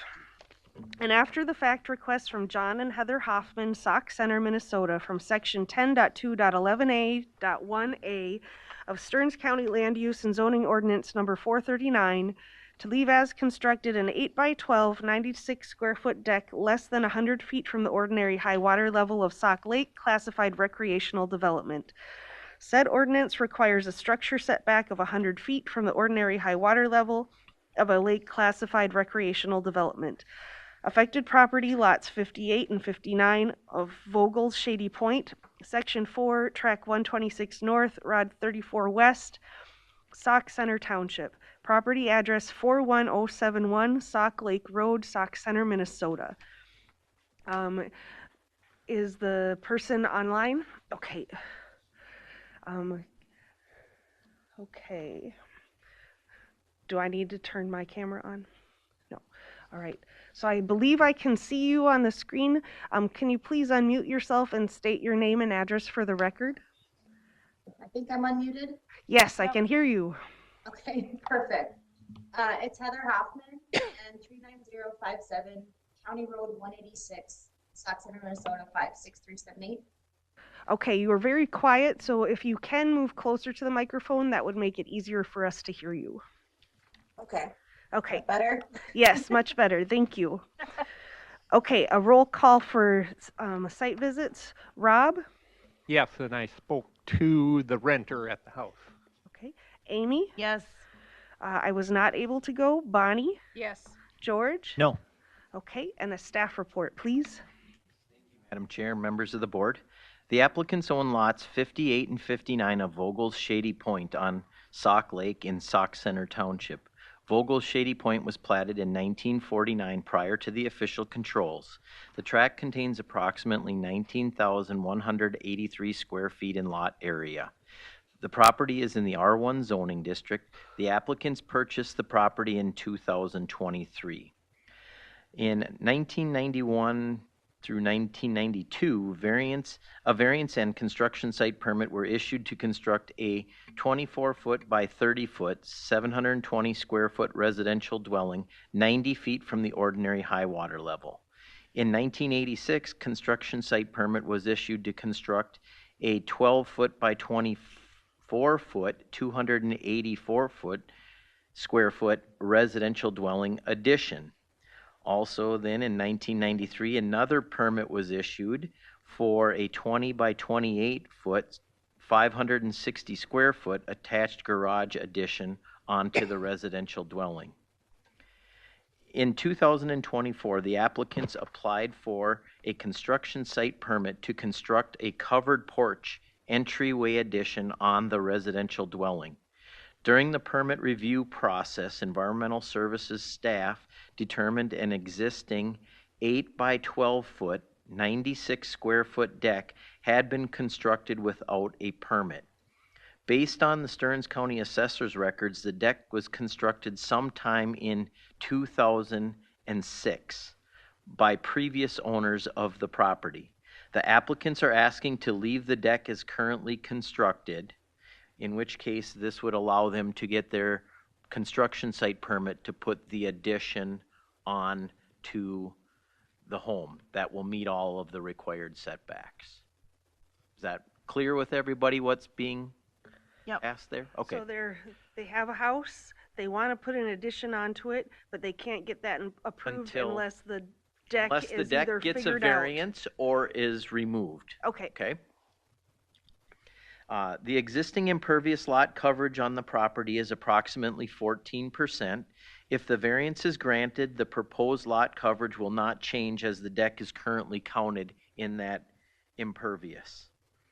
The property is in the Shoreland Overlay District of Sauk Lake, classified recreational development. Sauk is on the list of impaired waters for nutrients in mercury and fish. The subsurface sewage treatment system on the property was installed in 1982 and was certified compliant in July of 2023. The existing setback of the deck represents a 10% deviation from the required setback.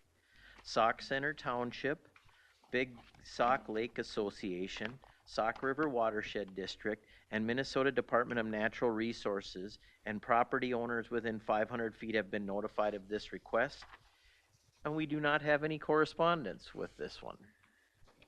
Okay, thank you. And applicant, is there any other comments or information you'd like to give us on this request, please? No, not at this time. I think it's pretty self-explanatory. Okay, thank you. Any questions from board members?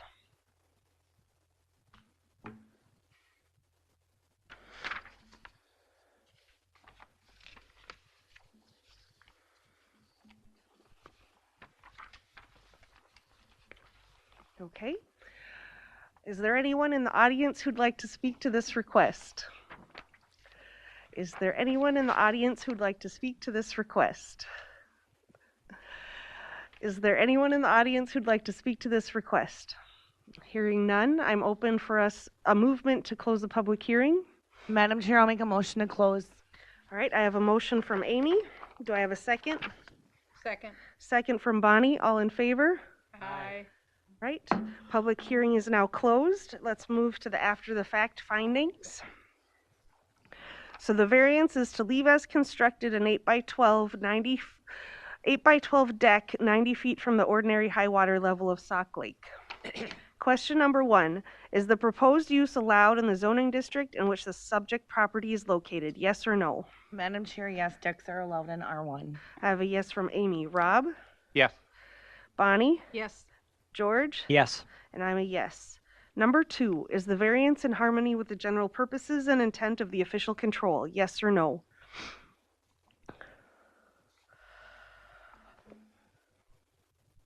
I'm going to say yes, it is.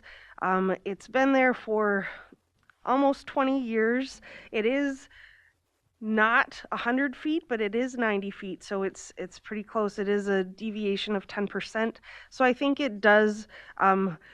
It is in harmony, especially considering that the construction's already completed. I'm sure other houses in the area have decks on them as well. So I'm going to say yes. I'm going to add to Jill's with the yes. There was a lot of permits issued for a lot of things, so it may have just been something simply missed. Okay, a yes from Amy. Rob? Yes. Bonnie? I'm going to say yes for the reason it's relatively small size of a deck. George? Yes. Okay, that's a yes for number 2. Number 3, is the variance request consistent with the comprehensive plan? Yes or no? Madam Chair, I'm going to say yes to living goal number 3, support housing options. Okay, that's a yes from Amy. Rob? Yes. Bonnie? Yes. George? Yes. And I'm also a yes. Number 4, is the property owner proposing to use the property in a reasonable manner not permitted by an official control? Yes or no?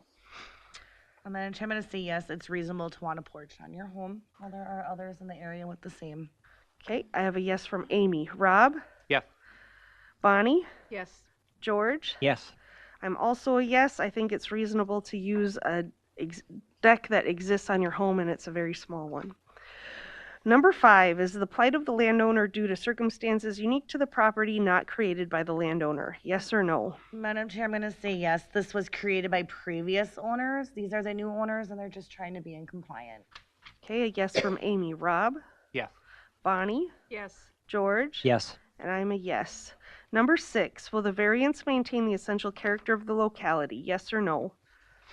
Madam Chair, I'm going to say yes. Other homes have decks on them. A yes from Amy. Rob? Yes. Bonnie? Yes. George? Yes. I'm also a yes. Number 7, the need for the variance involves more than economic considerations. Yes or no? Madam Chair, I'm going to say yes. Economics were not discussed. It's a yes from Amy. Rob? Yes. Bonnie? Yes. George? Yes.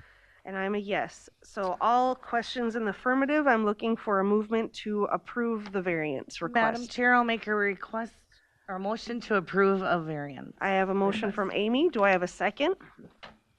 I'll second it. A second from Rob. Bonnie? Yes.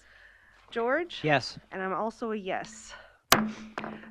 Motion approved, so the variance has been approved. Thank you very much for your time. Thank you. Thank you. Okay. Number 6, the minutes from the May 9th, 2024 meeting.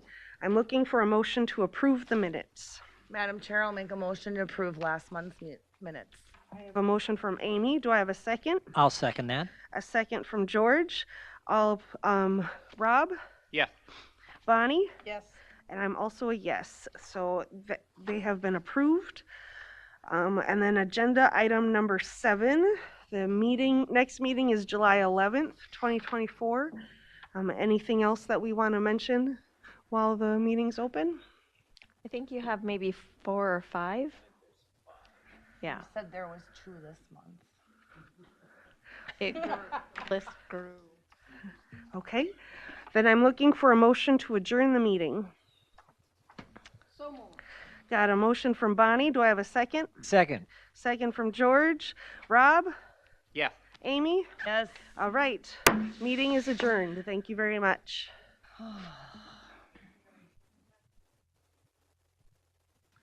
It's